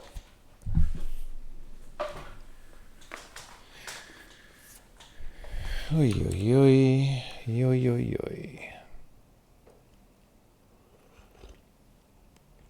I'm just going to have some Bengal spice and take a short brain break before I go back into the porting mines. This is often a really grindy thing, but again, it's good because it's resulting us in clean code that lives on its own and is separated from the big engine and all these things. And the mess, like really,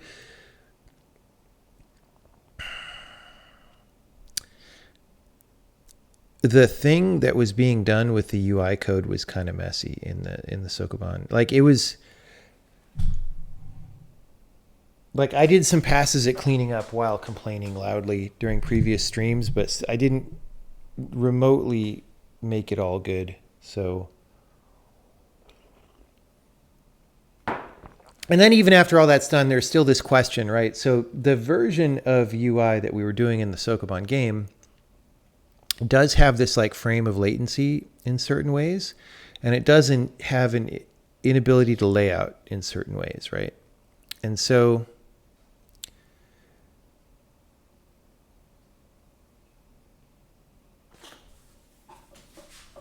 I want to fix those things and have a very solid feeling system. And I kind of don't care in the end how MGUI it is or how not MGUI it is. I want it to be maximally solid while still being simple code that you're not afraid to look at, right? That's the ultimate goal. And so this is a good exercise of like, okay, let's try to make it simpler. Let's try to make it simpler. Let's try to make it simpler. And then also let's try to make it nicer, because that our editor controls back in the day, like the braid editor is frickin' horrible, dude. You would have no idea. And then the witness editor is better because we put more time into it, and we also knew it was a bigger project. Sokoban editor is better than witness editor, but The individual widgets do not have super high quality. So, yeah. Still waiting to hear if we should trust Harvey Dent. I don't know. That's what I want to know. Do you think that I would ask you if we could trust Harvey Dent if I knew? If I knew.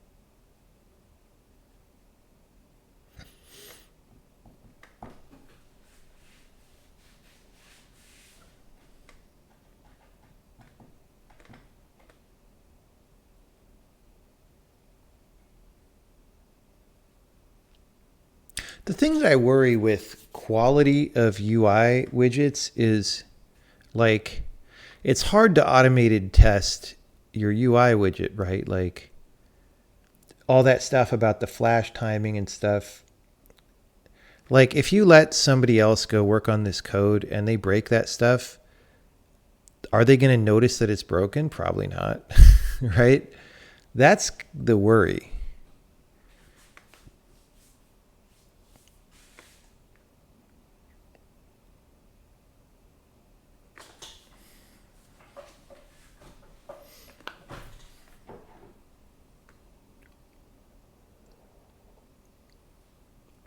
Is finding the right people a bigger problem than budgetary reasons? Yes, it is a much bigger problem. If I could find people that I knew I totally, absolutely wanted to hire, I could find the money. Even if I didn't personally have it, I can get loans, right? I can whatever. But it's finding the people that I want to hire that bad is really hard.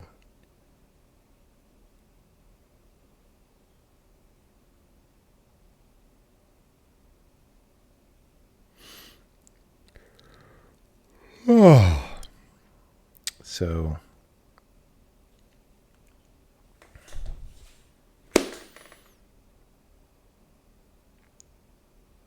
like a Selenium framework for testing the UI, I do not know what that is. Such confidence? No, what? Saying that I can get loans is confidence? Bro, I'm 50. And I've run businesses for decades. Like I know how to do these things. My bank just tried to give me a loan last week and it was too low. And I said, we're not interested in loans of that magnitude.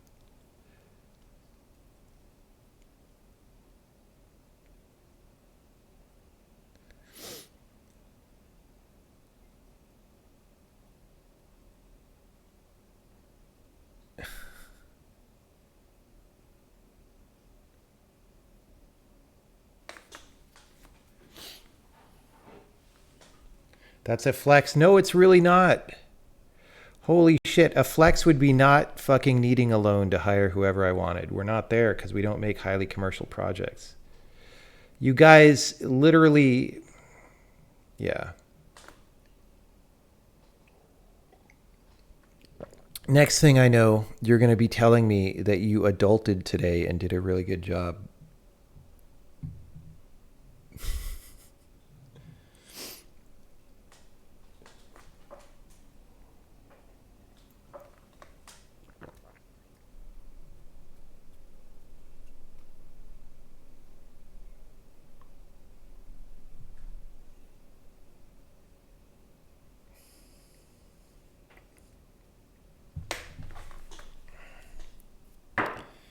How do you approximate the amount in loan you deserve so they don't lowball you? I mean, loans aren't... Okay, here's the thing. There's some kind of things where you really can negotiate a lot and some kind of things where you really can't negotiate a lot. If you go into a bank to get a loan, you're like not really negotiating with them because banks are heavily regulated. They're super risk averse. They have rules about what they're going to do and what they're not. And you're not going to be able to move those rules effectively. I mean, maybe if you're Jeff Bezos or somebody, but not when you're me, right? So you don't negotiate with the bank over what loan you're going to get. You just are going to get what you can get from them or not, right? And maybe you can be creative in like asking about different kinds of financing or whatever, but you're not like banks are like lizards. You don't emotionally appeal to lizards, and you don't, you know, things that are negotiable are more like, hey, I'm going to do an exclusive launch of my game on your publishing platform. How much of an advance are you giving me for that? Those are places where you can, you know, negotiate if you understand the value of what you're offering and whatever. Very different situations. The only direction you've run a company is into the ground. Well, that's what I did too. I helped run a company into the ground, my first company. Second time I did better though. What would a good portfolio be? We just want to know that the person can do the job. Anything that demonstrates that someone can so for example, if we're hiring for game engines, which is the main thing we want right now, anything that demonstrates that people could competently work on game engines, right?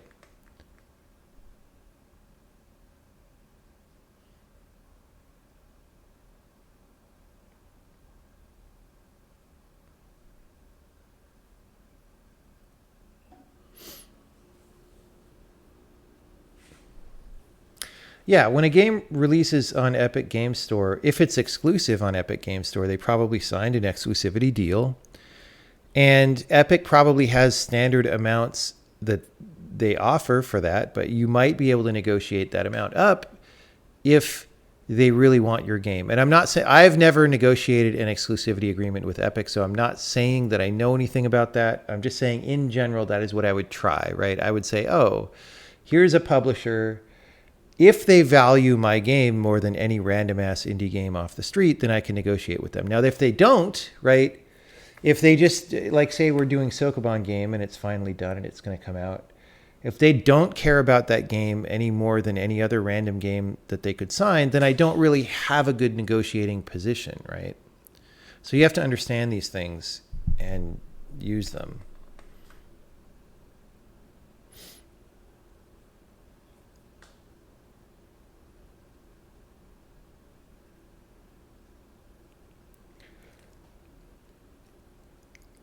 Some of those numbers came out in the Epic v. Apple trial. Interesting. So you could look those up if you want to see. My bet would be that some games, if you look at indie games, some games got way higher advances than others simply because some people running studios know how to negotiate and other people don't. And some indie developers just take the first offer with no counter, they just feel lucky to get anything. I don't know. Indie developers are often bad negotiators, but the ones who are good, and who have good track records of games that are interesting to a lot of people, those probably got much bigger advances. Borderlands 3 was 146 mil. Yeah, that's quite high, if that's the correct figure, but am I super surprised? Not really. I mean, Borderlands is a hit franchise, and you could probably show sales numbers of previous games and say, here's what they are, right? But here's the thing to understand about negotiating, right? In order to negotiate, the other party has to actually value what you have to offer, right? You can't just go up to someone and say, they give you an offer and you say, I want more. And if they have no reason to offer more, they just say no.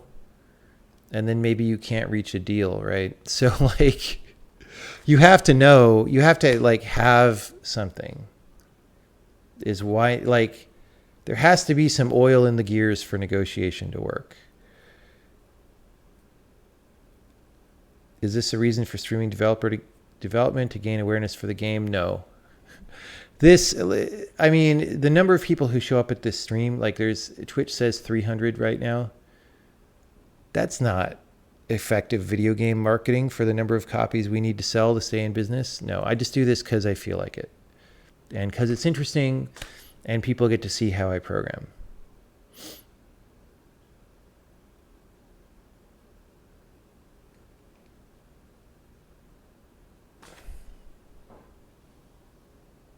Yeah, that's a good point. So it's not just about the game. So when it's somebody like, a platform that's signing an exclusivity deal, they want to have games that other platforms don't have. That's the reason for the exclusivity deal. Why? Because they'll draw people to the platform and get them there, right? And or people who are at the platform and not in the habit of playing more than one game, they get them to use the platform more broadly, right? So if people were only there to launch Fortnite, but now you give that audience something else that they might want, that could be another reason for your game. So like you have to think about why that party would want to sign your game and maybe help them see some things about your game that fit into what they value, right? Yeah, delivering value to the people, man. That's what it is. How do you deal with advertising your game? I mean, it seems really hard. I haven't marketed a game in 5 years. It's different every time. I have no advice for anyone right now.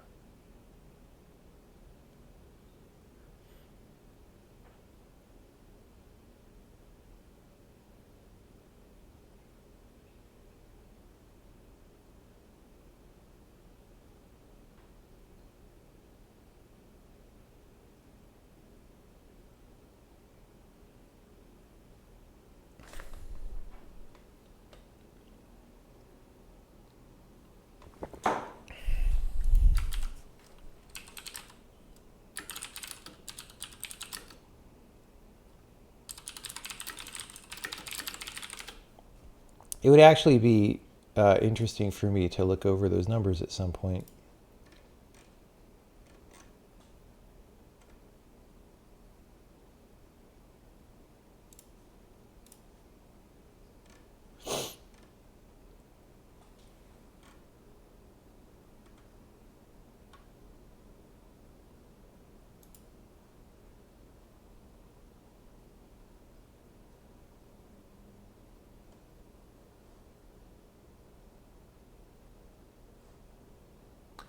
Ooh, if these prices are accurate, yeah, like I'm looking at this price list and I'm like, well, if this is accurate, some people did a bad job. I mean, it's also based on if games are really old or whatever, right?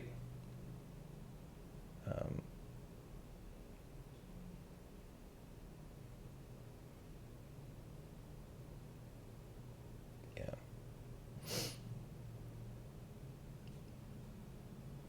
Wow. Yeah, some of these numbers are really low. Some of them are pretty high. But most of the ones that are pretty high, you could see why they're high, right?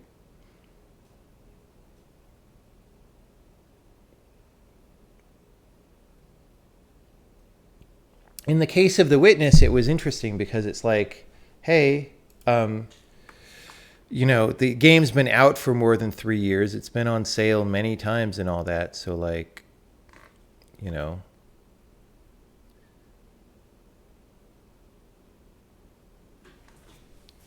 wow, what is going on, man? Are we going to have to go into follower mode?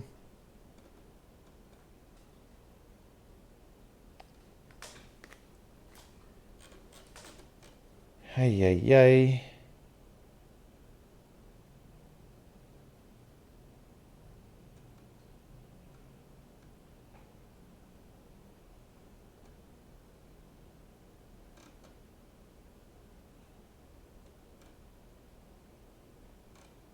Do any online on any stream. What does that even mean?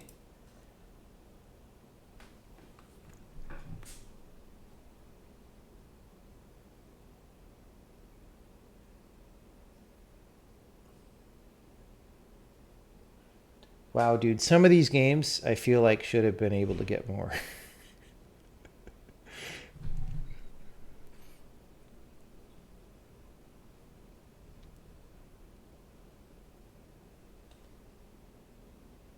Anyway,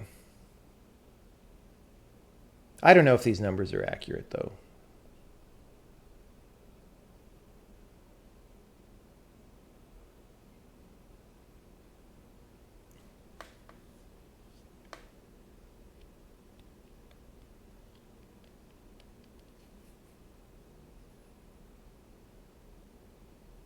I wonder how they measure how many new accounts they got.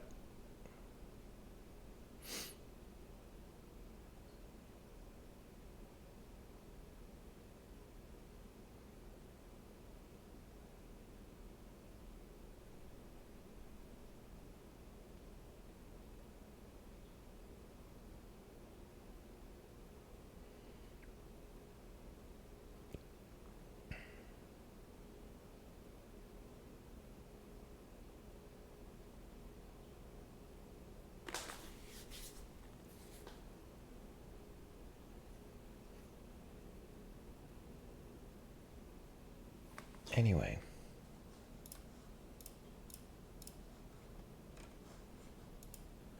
Can I pick one and explain how I'd gotten more? I don't know, because like I said, like negotiation is about knowing how much the other partner values your game, right? And if another game is not my game, like I don't know it that well. Like I can't really negotiate that well for that game. It's just I do think some of these things.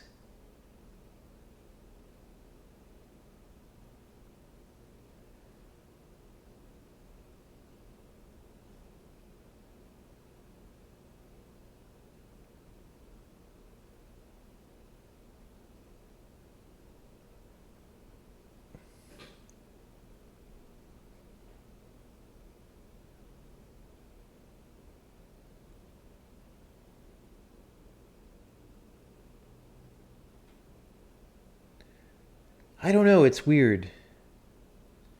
It's weird. It's hard to think about. So, like, looking at this list, again, I don't know if these numbers are accurate, but like Limbo, I had the impression was a super massive hit game, like all over the freaking place. Although it is older, right, too. Um, they have one of the higher buyout prices on the list, but not proportional to how massive I thought it was. Although, again, it's pretty old now. But then again, they didn't, they brought in about that many accounts, so maybe it's fine. Like, I don't know. Like, it's complex. It's a complex situation.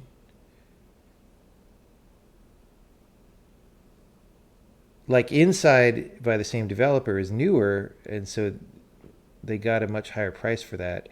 But that was a way worse deal for Epic for some reason. Like, if you look at their user acquisition cost, it's huge, right? So those were like the user acquisition costs over $10 is like, oh shit, that was a bad deal probably. Um, that was a case in which the developers probably over negotiated. I mean, I don't know. It's good in the sense that, like, hey, I got more money than maybe I would have, but it's bad in the sense that when you come to them with your next game, they might be like, well, last time really didn't work out for us, right? But then who knows if you like games take years, and who knows if you'll have that opportunity again or if situations will change. So maybe getting what you can get now is good. Um,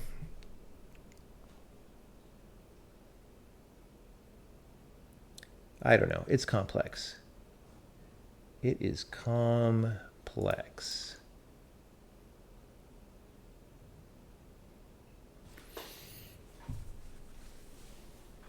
Limbo's been free on Steam at some points. Yeah, I mean, Limbo's been around for a long time, but it was a very successful game. Like, it's weird. I feel like Inside, like Limbo was successful because it was like polished and moody. And I feel like Inside was way more polished and way more moody, but somehow it didn't sell as well as Limbo. It's really, really weird. It's like I feel like Inside is better than Limbo strictly. Maybe it's just too hard and too depressing. I don't know, but like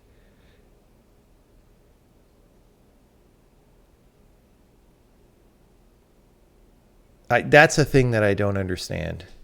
Is like why was Limbo a huge hit and Inside wasn't really?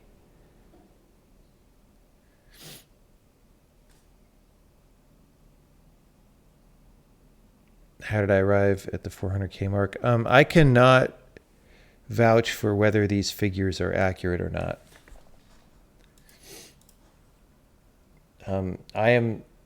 I don't remember the agreement, but I'm certainly probably under NDA with Epic about that deal that we did. So I couldn't tell you whether these figures were accurate or not.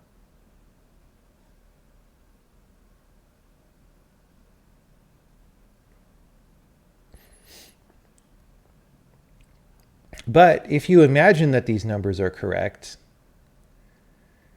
and you look on this figure, like any game where the user acquisition cost is way lower than average, it's like, okay, maybe that person could have negotiated better, right? Like, I don't know what Epic would have wanted their user acquisition cost to be, like, or what they expect to be able to do.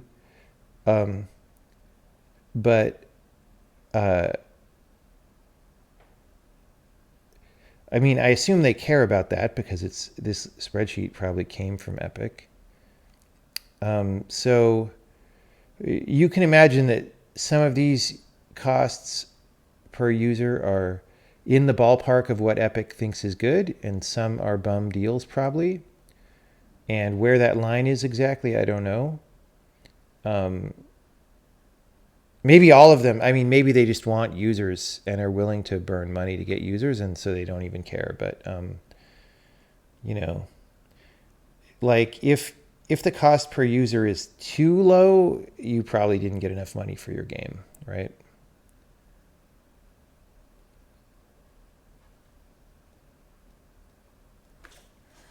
That's all.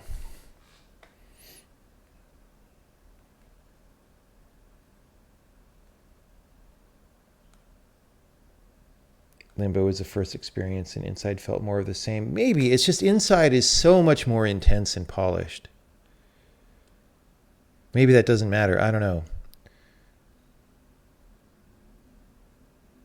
A lot of parents use games on tablets as babysitters. Would I agree it is a dangerous practice? Yeah, the baby's going to bite the tablet and have like glass shards in his mouth.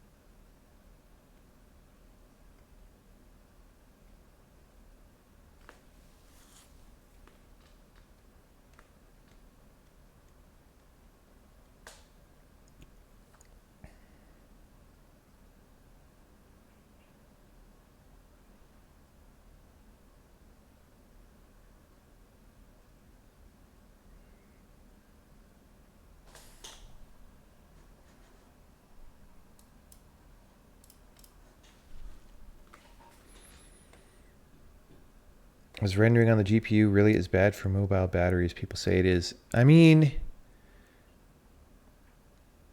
it depends on how much you're using the GPU, right? Like,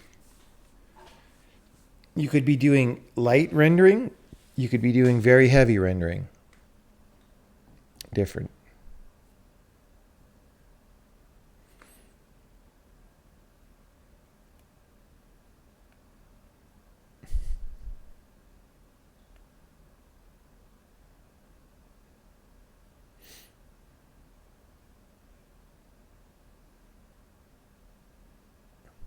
Yeah, that is one thing about Inside is you could just sort of watch, like if you watch a streamer play it and you see the whole game, then you're like, maybe I didn't need to play that, right? Yeah, like Twitch was big already before Inside came out, I guess, right?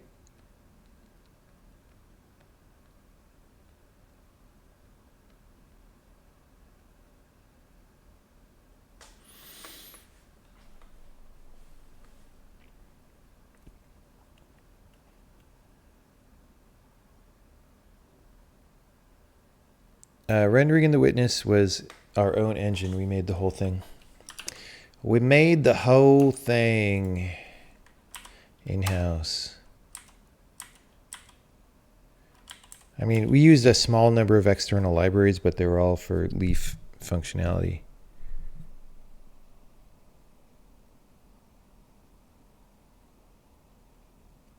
Okay, mouse deltas. Oh my goodness. It's going to be Miller time soon. I guess we'll take mouse deltas.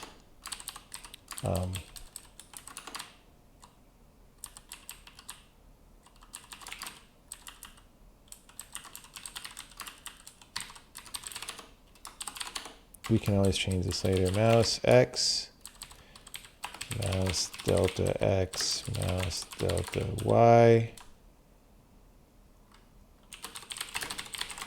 We'll do these. So mouse X float.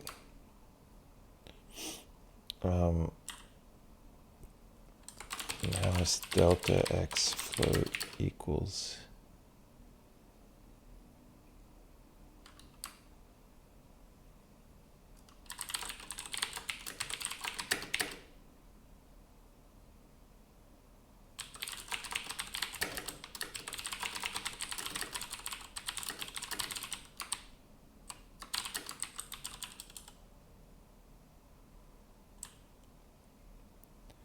Okay.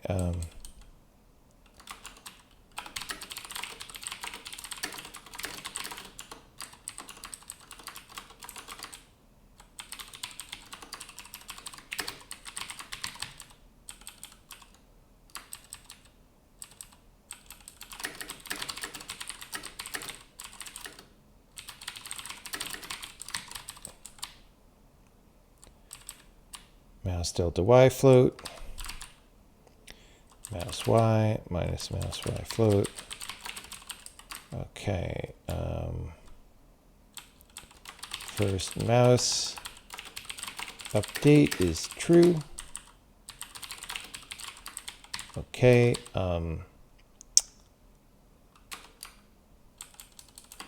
Delta X float.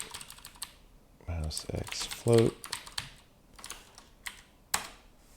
Rect. Get wrecked.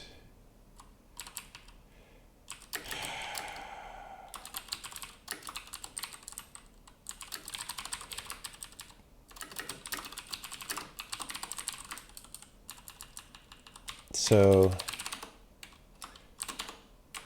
look, let's delete that. Like, all these pixel values hard-coded in here always fucking piss me off. Okay.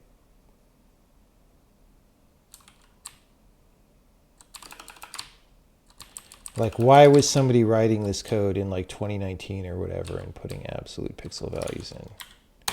Jesus Christ.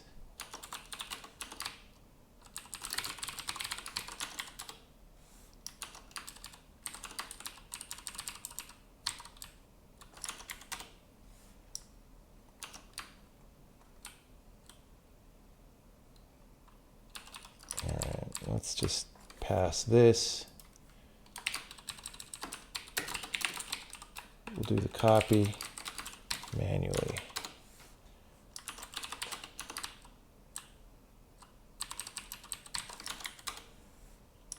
Button colors.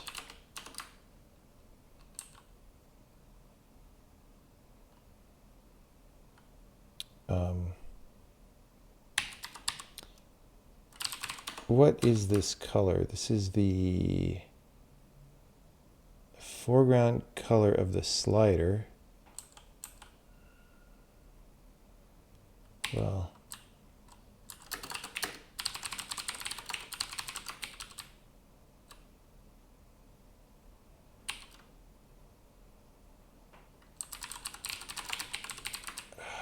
see, this is again,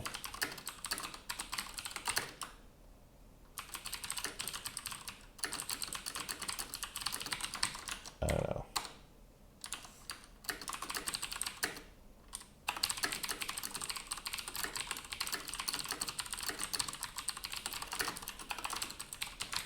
Okay. Color over.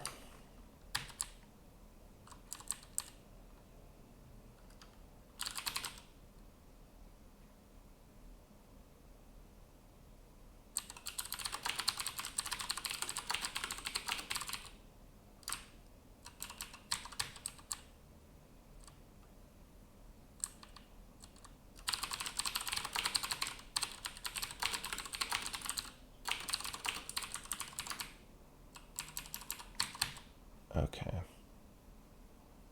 I don't know, man. Button color flash. Oh, background.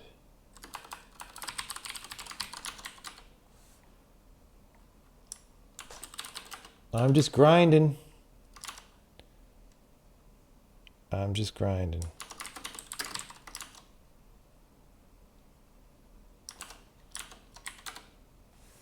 Turn down.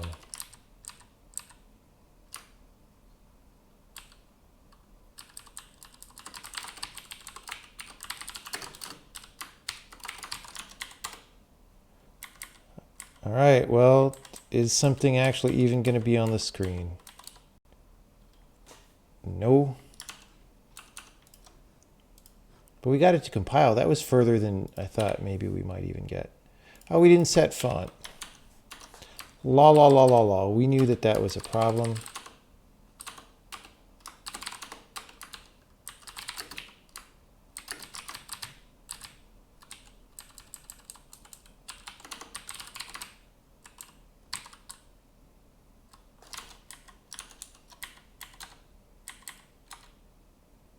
Okay.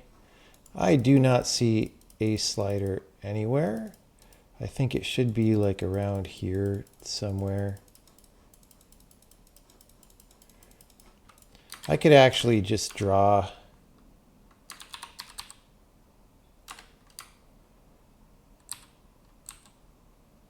Oh, these are all going to have alpha 0.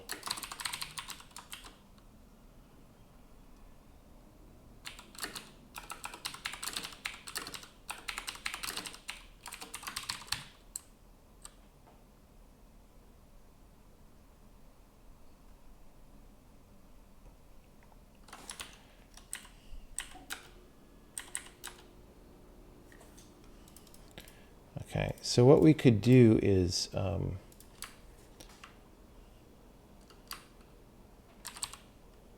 just want something on the screen.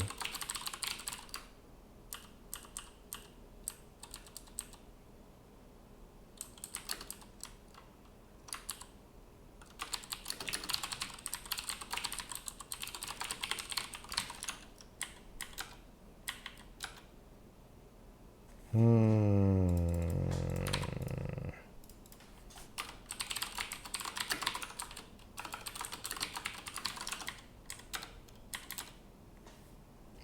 648, 756. So I don't know. It's like up here. So we are getting here.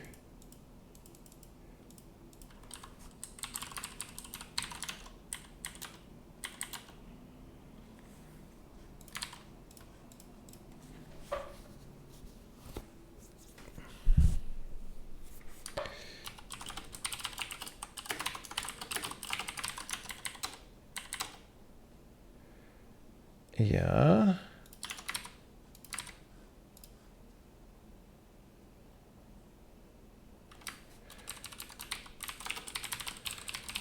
Is it because we're not flushing for some reason? I hope not. Nope. Why?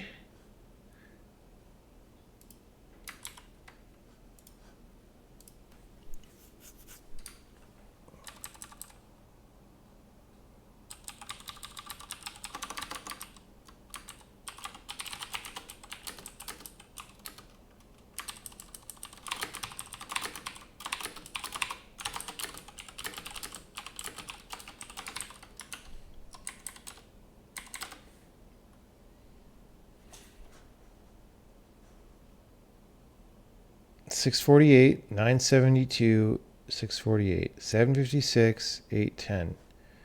That is plenty. That is plenty, bro.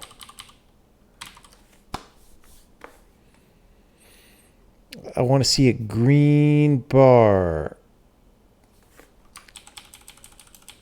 R equals get wrecked. 0, 0, 1000, 1000.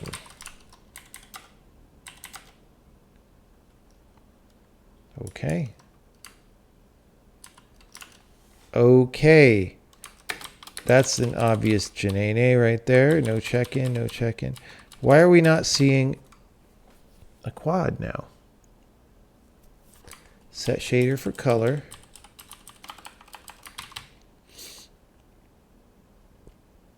Immediate quad, immediate flush. What is the deal? Oh, because we're doing it after the swap buffers.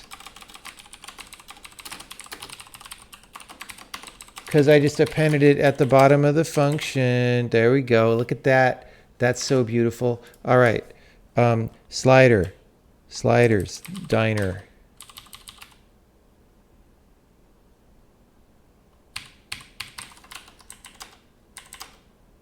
Okay, this is a slider. That's my text input. This is a slider. Okay, this is great. We're going to move it over a little more and figure out what's going on with it and so forth. 7 times K. Let's do this. We're going to have a uniform situation. Hello 3 Sailor.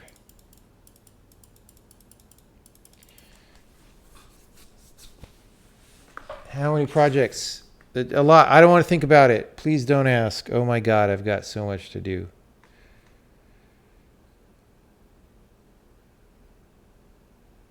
How do you manage to quickly switch the context in your brain? I mean, it actually, if I haven't worked on something in a few weeks, it takes time to get back into it. Like I'm not immediately there. I don't totally remember. But then after a day or so, I'm back in. So, you know, I don't find it that hard to do the context switching. What I find hard is just how much frickin' work there is to do.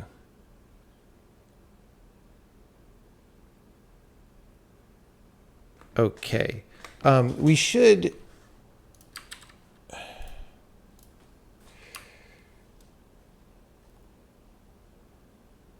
Okay, the actual background color.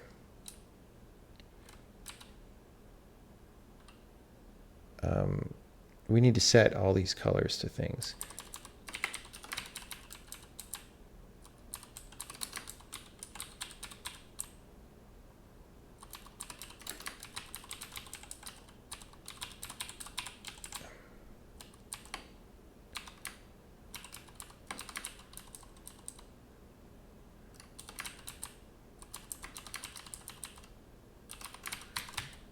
Okay. We will see how that works out. Button color sliding.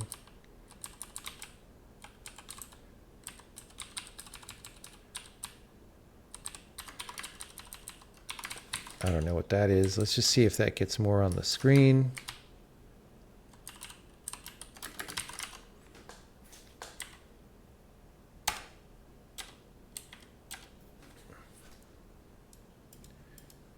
Okay, I really don't see other things. This is pretty good though. Like we have it on the screen.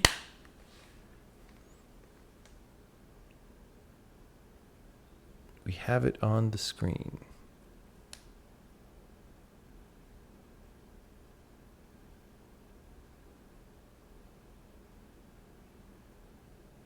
You want to see an FPS counter? I mean, it's going to be thousands of FPS. Oh, no, we're V-syncing, so it'll be 60 FPS. But if you turn off V-sync, it'll be very, very, very fast.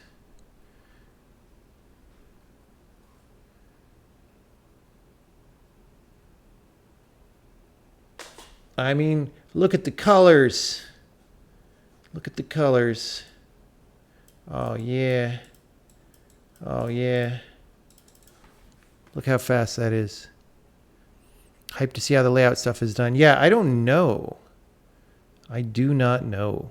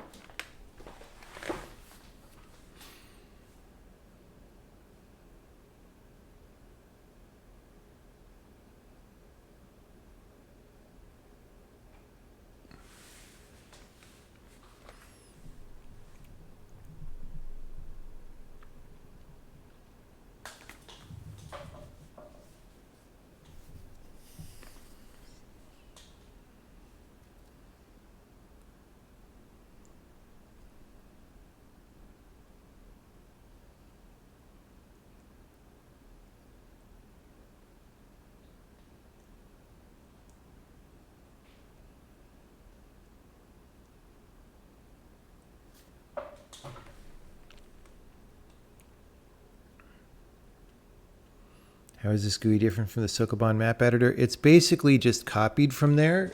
And while we're doing that, we're making it one generation better. And then we will deliver the value to the people. So one thing that I realized, by the way, guys, is this whole program, if you look at the text, it's a little bit blurry. This whole fucking program is running not DPI aware in Windows because that's fucking annoying.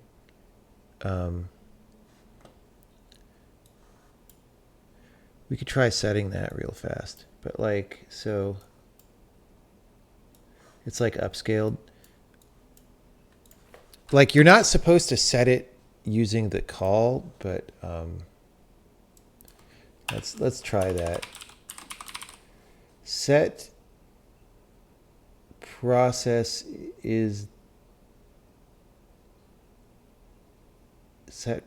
DPI aware. All right. What is this DPI module? What even is that?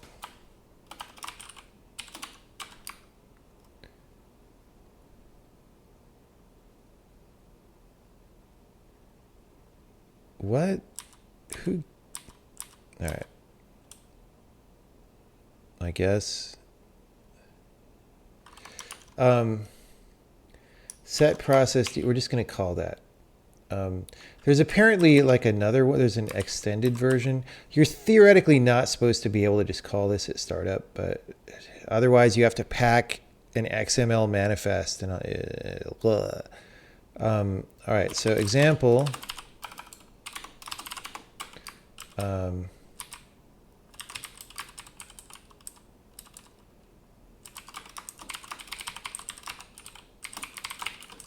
going to do that the very first thing. Set process DPI aware. Not understood. Oh, it's under Windows dot.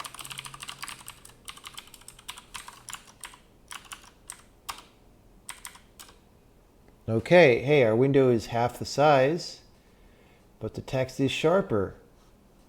That's great. Boom. Oh, look at that. Look how clean that is now, guys. Clean. I mean, I'm sure Twitch compression makes it look like shit, but clean.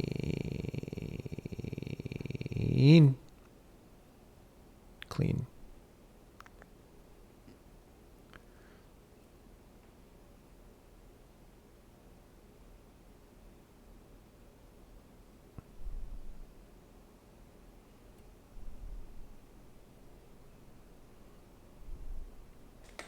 Right click on text input. Well, we took that out.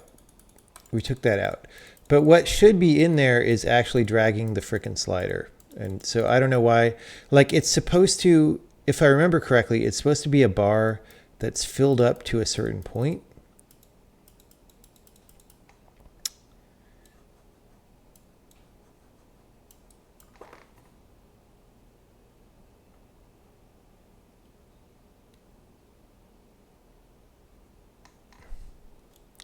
So now all you have to do is compile simp UI to WebAssembly, and here you get clean, beautiful websites. Well, those websites will go real slow because they're in a web browser. I don't know what you want. There, the window bouncing is nicer when we're DPI, or the button bouncing. See that? I'm sure Twitch still messes it up, but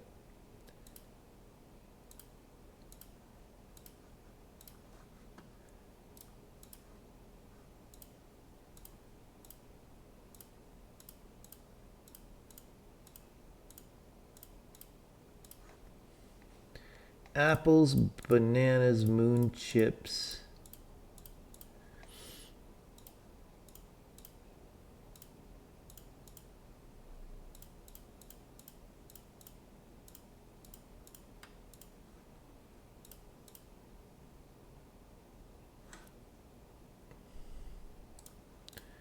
Okay. What we want to do at startup. How do I get the window size? Get window.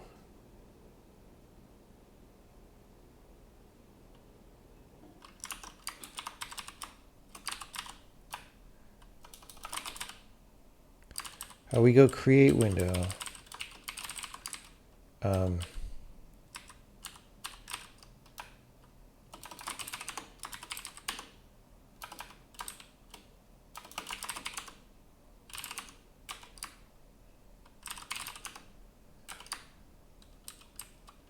Create window, swap buffers. Yeah, that's gross. Toggle full screen.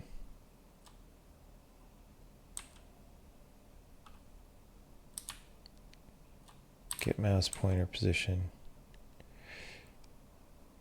How do you get the display size?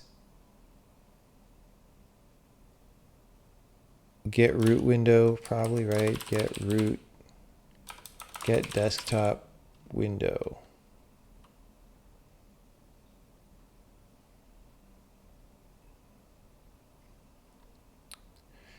So like if I want to get the desktop resolution,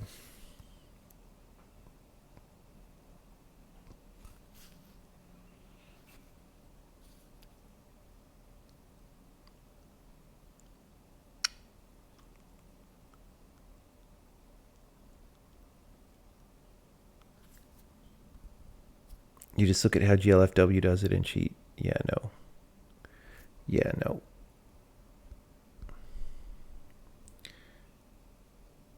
Like the problem, of course, is this is going to get like, okay, there's multiple monitors, so it's going to tell you whichever one is the active monitor or whatever. All right. Do we do this in Sokoban?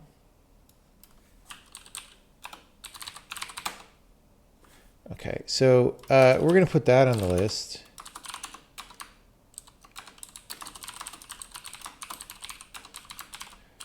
Get desktop window.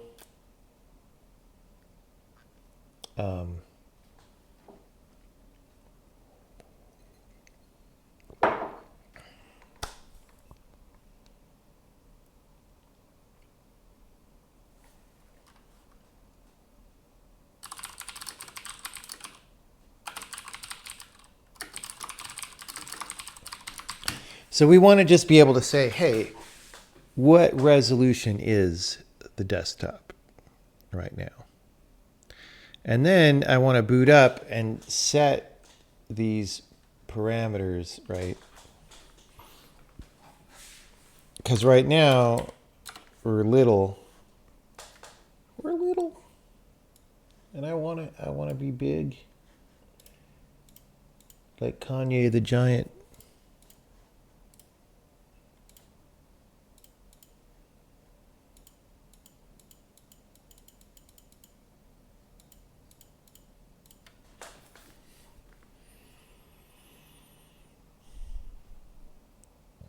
Get monitor info W. Yeah, I think they pass it to get client rect is the right thing. I just don't want to do it right now because trying to figure out the Linux version is going to make me baby rage. Also because I can't, I have to get out my other laptop to test it and all this stuff. Baby rage.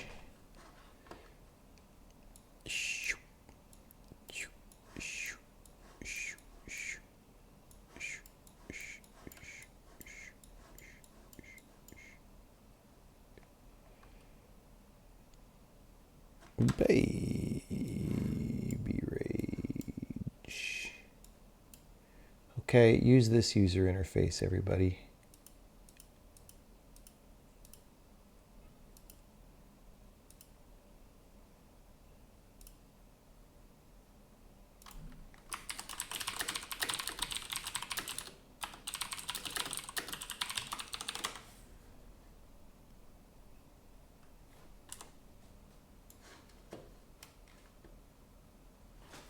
Okay.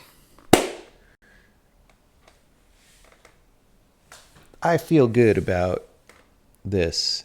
Sliders ain't done, but that's okay. We could ship the next beta with just this in here, and that delivers value to the people. I mean, I want to do some compiler bugs tomorrow as well. Let's try to do a little more slider, though. Let's just at least try to print some things. So drag.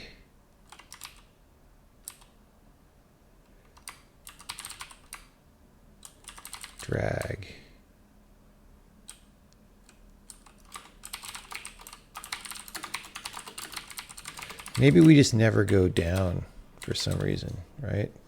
Status 0, over. Yeah, we never get down.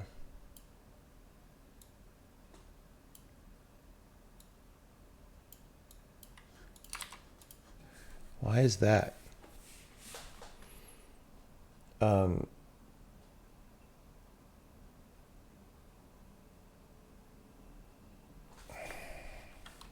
Do we use that in buttons?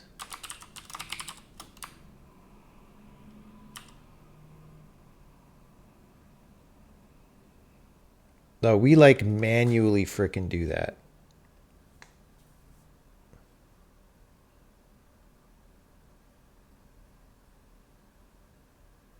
Okay.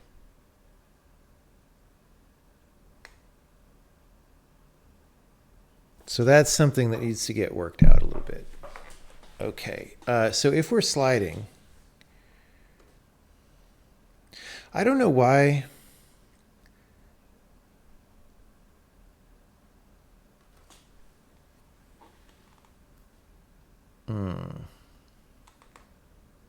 Okay.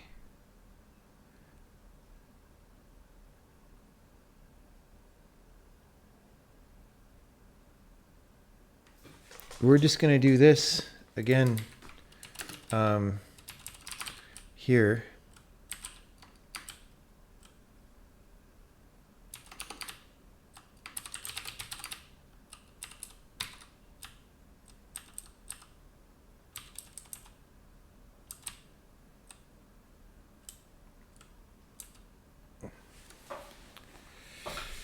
Let's just say sliding.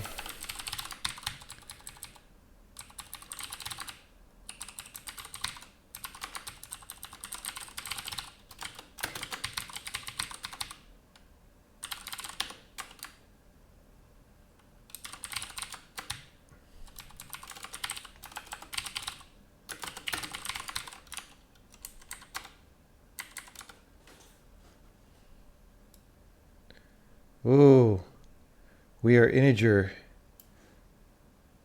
We are integer sliding.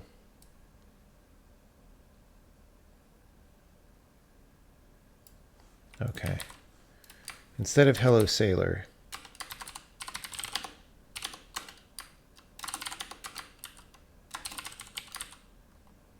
We're going to go FPS.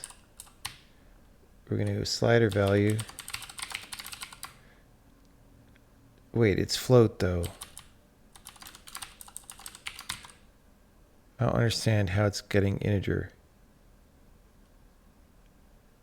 Why are we drawing integer only?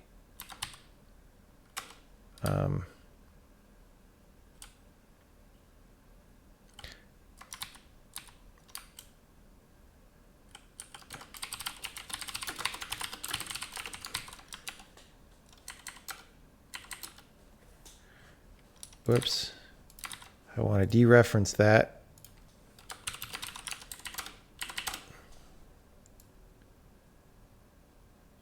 Okay, we're just not printing it all.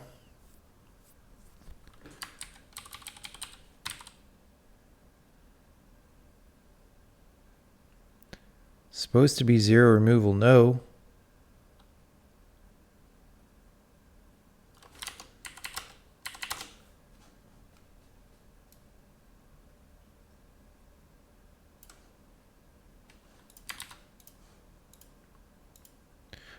Oh, are we not? Oh, this is 0 by default. I thought I had set it to 2. That's what's going on. Okay, there we go. Yeah, look at it. You want to see a lot of FPS. Okay.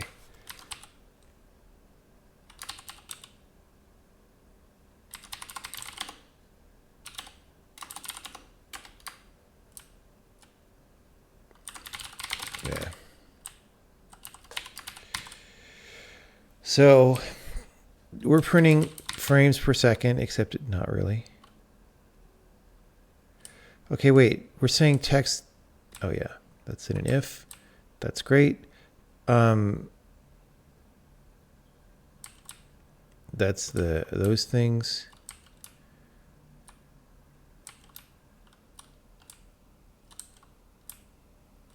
So we draw the background.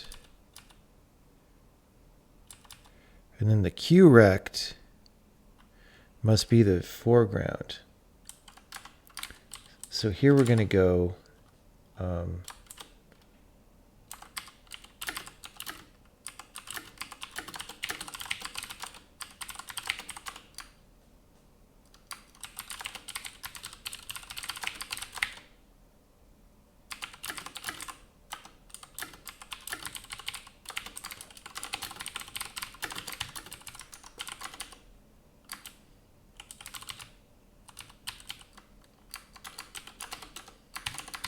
all right. Oh yeah. Oh yeah. Look at that. We have got a slider.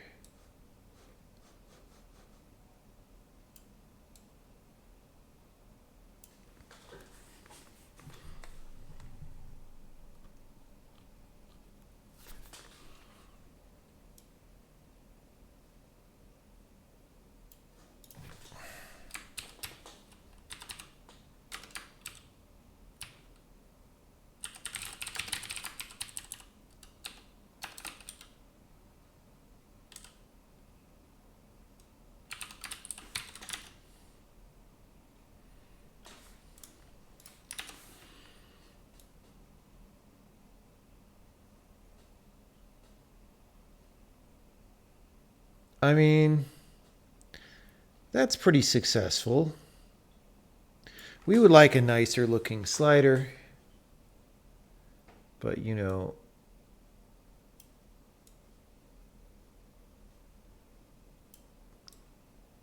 and we want like the spin boxes. We want you to be able to type there. All that shit.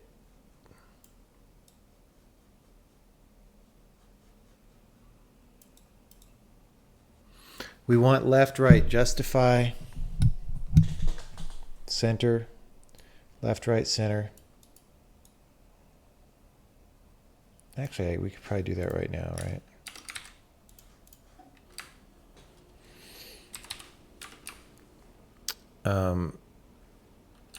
On theme, so did we just say dot left? Yeah. Okay, theme. What is it called? Theme dot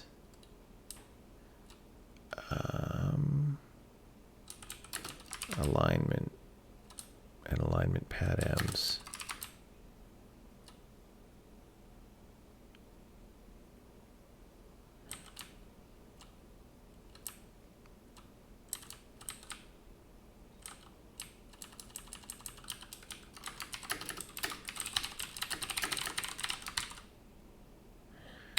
Okay, I think this is probably alignment pad M's, right?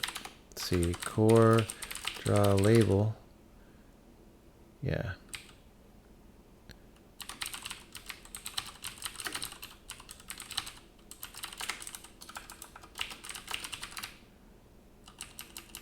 Okay. Alignment. Whoops. Because button theme has alignment.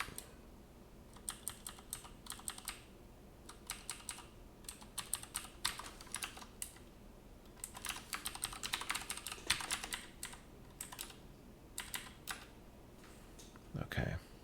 There we go. We're in the middle. Woo, woo, baby.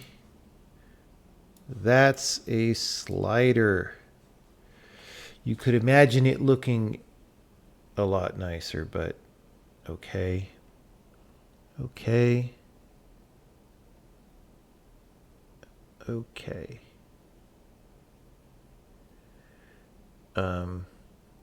We definitely need a better baseline on that shit. So like this has a good baseline where the text is. So here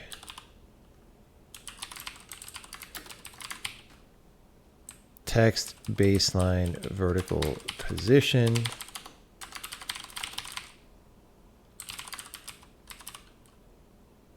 Wait, what? That's in text input.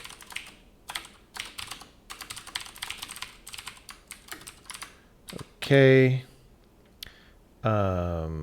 Slider, text Y, really draw label, R text R.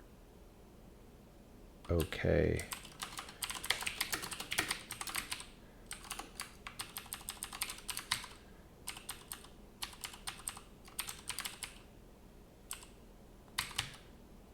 Okay.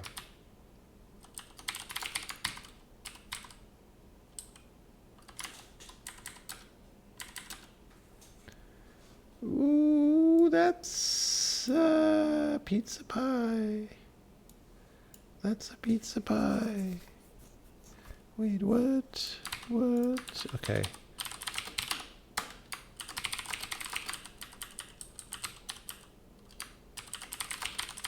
I mean, instead of core draw label, why don't I just frickin' draw text?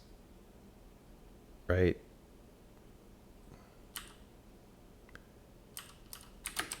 I mean, why am I futzing with this?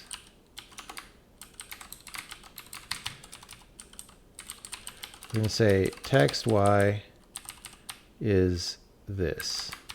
Okay?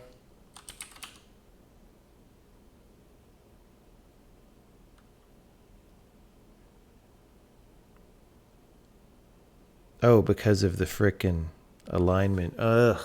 Yeah. Oh,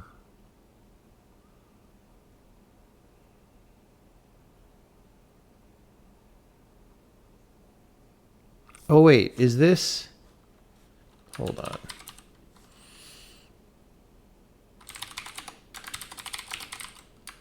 Character height. Alignment. Alignment pad M's.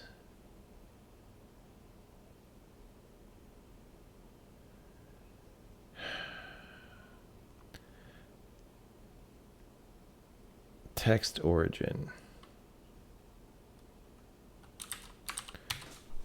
Okay, you know what? We're gonna do this tomorrow because I'm tired. We done good though.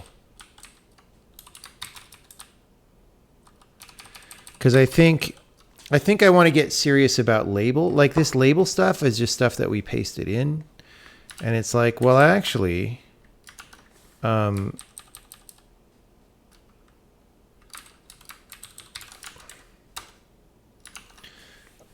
actually, we want to do this baseline stuff. We want to clean up these parameters a little bit. Like this character height, that's on font, so why are you passing it? In fact, this is not even, nobody uses this. So get rid of that.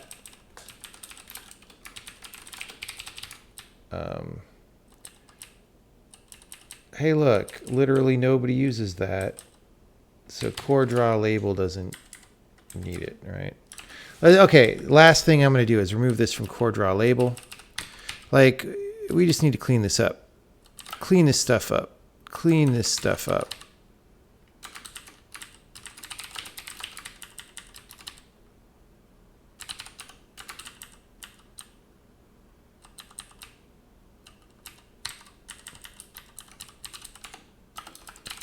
But we don't want a core draw label exactly.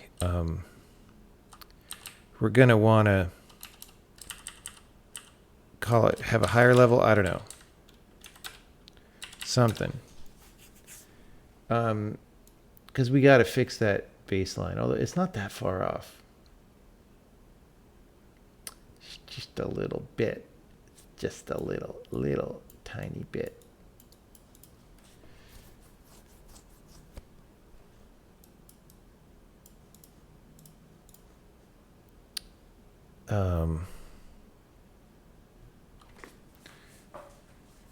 If I had unlimited time, what would I do in the space of a custom text editor IDE? I don't like IDEs that much. I mean, I think you should have a good text editor that can display information about your program. I don't really think that should be the same as the debugger. Like this thing where your editor and debugger are the same, it doesn't work that well.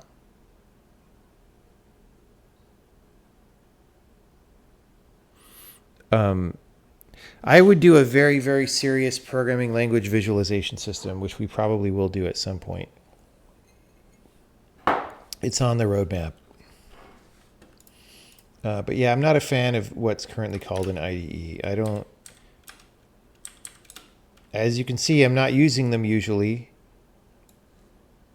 Like I don't have Visual Studio open the whole time. Once in a while I pop it open to debug. That's it, right?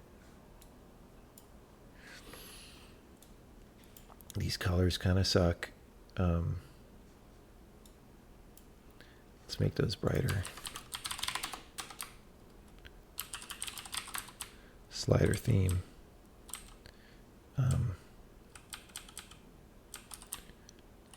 Color 4, 6. The press doesn't really seem to do anything.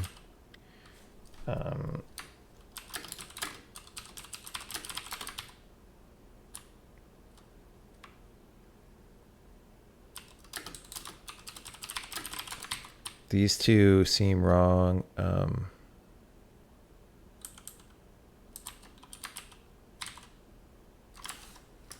right.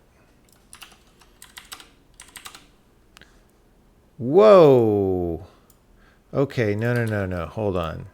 Actual background color was fine.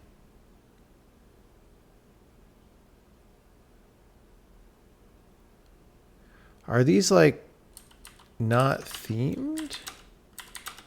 Oh, these are the button cut. Yeah, okay. These are defaulting from here.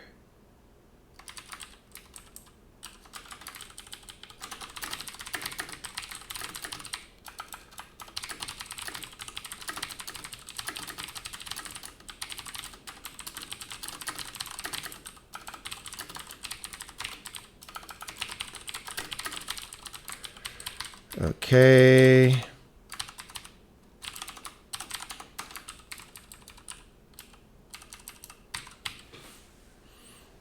So, this is going to be like literally 0.5, 0.6,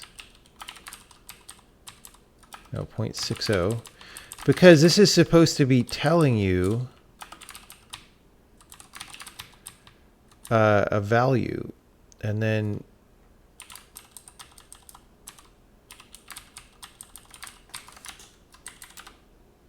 it's supposed to be delivering value.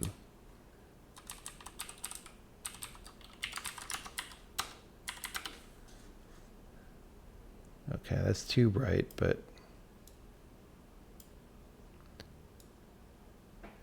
you know what? I don't know, dude. I actually want to swap these.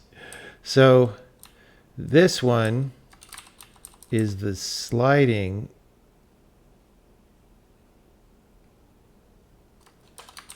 This can be the normal color, right?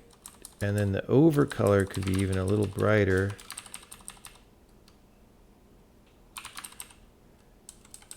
And then the sliding could be closer to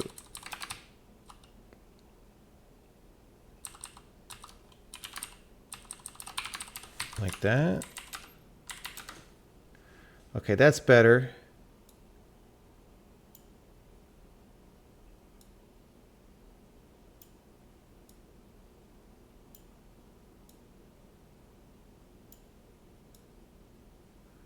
Okay. Cool. I'm getting really hungry, guys. And tired. I don't even know how many hours we streamed today. Not as much as yesterday, but I'm pretty sure we streamed at least 8 hours today.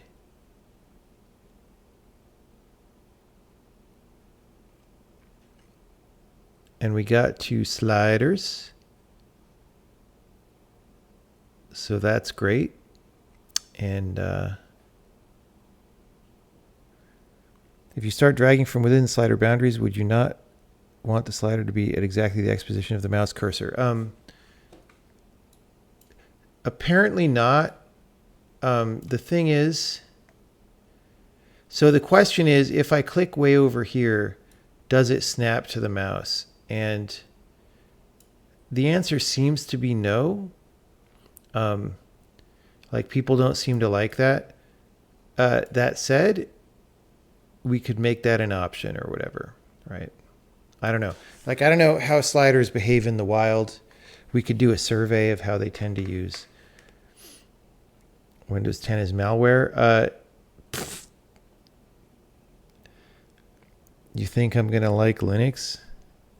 Have you never been to this channel?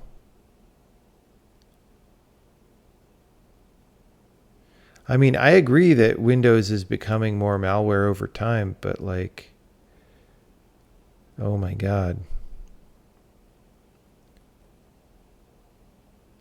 You think I was able to slide the slider to the left to the blue thing? No, it stops.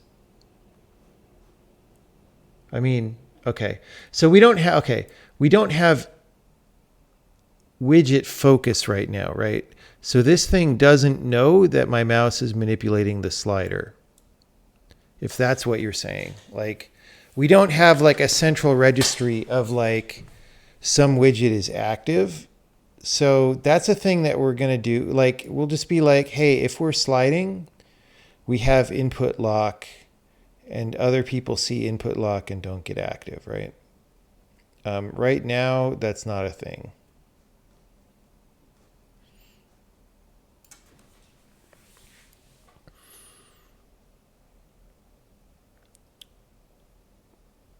Should probably store the start position so you don't have a relative offset problem when you scroll off.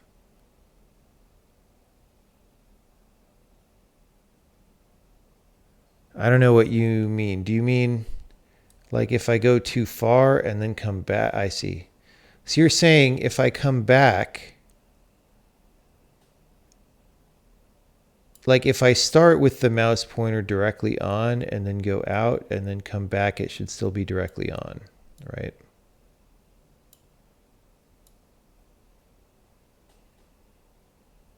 Whereas right now it's like kind of doing a relative.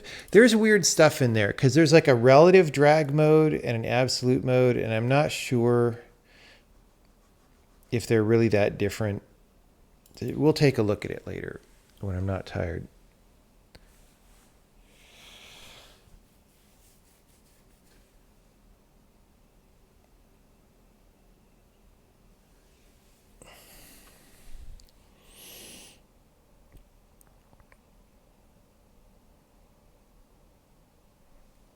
Anyway, this is great. This is good news today. So on the one hand, I was like, wow, I hope we don't spend all day. Oh, we probably shouldn't flash if we're already in the window, but on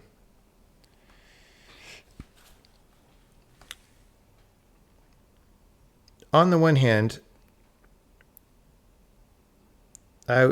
I was like, I sure hope I don't spend all day on the text input. But since we did, I mean, I'm happy with the output quality now. Like again, also like these probably shouldn't light up because this thing is active, right, and has input. So we probably shouldn't. Although maybe we should because it means if you click over it. I mean, it's unclear, right? It's unclear. Like it will respond if you click over it. So maybe it's just if you're sliding or we'll see. All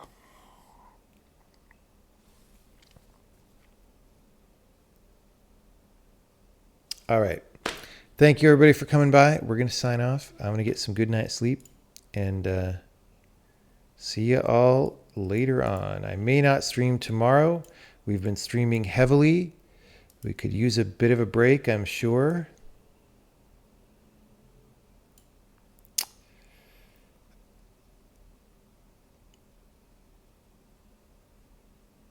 Thanks, everybody.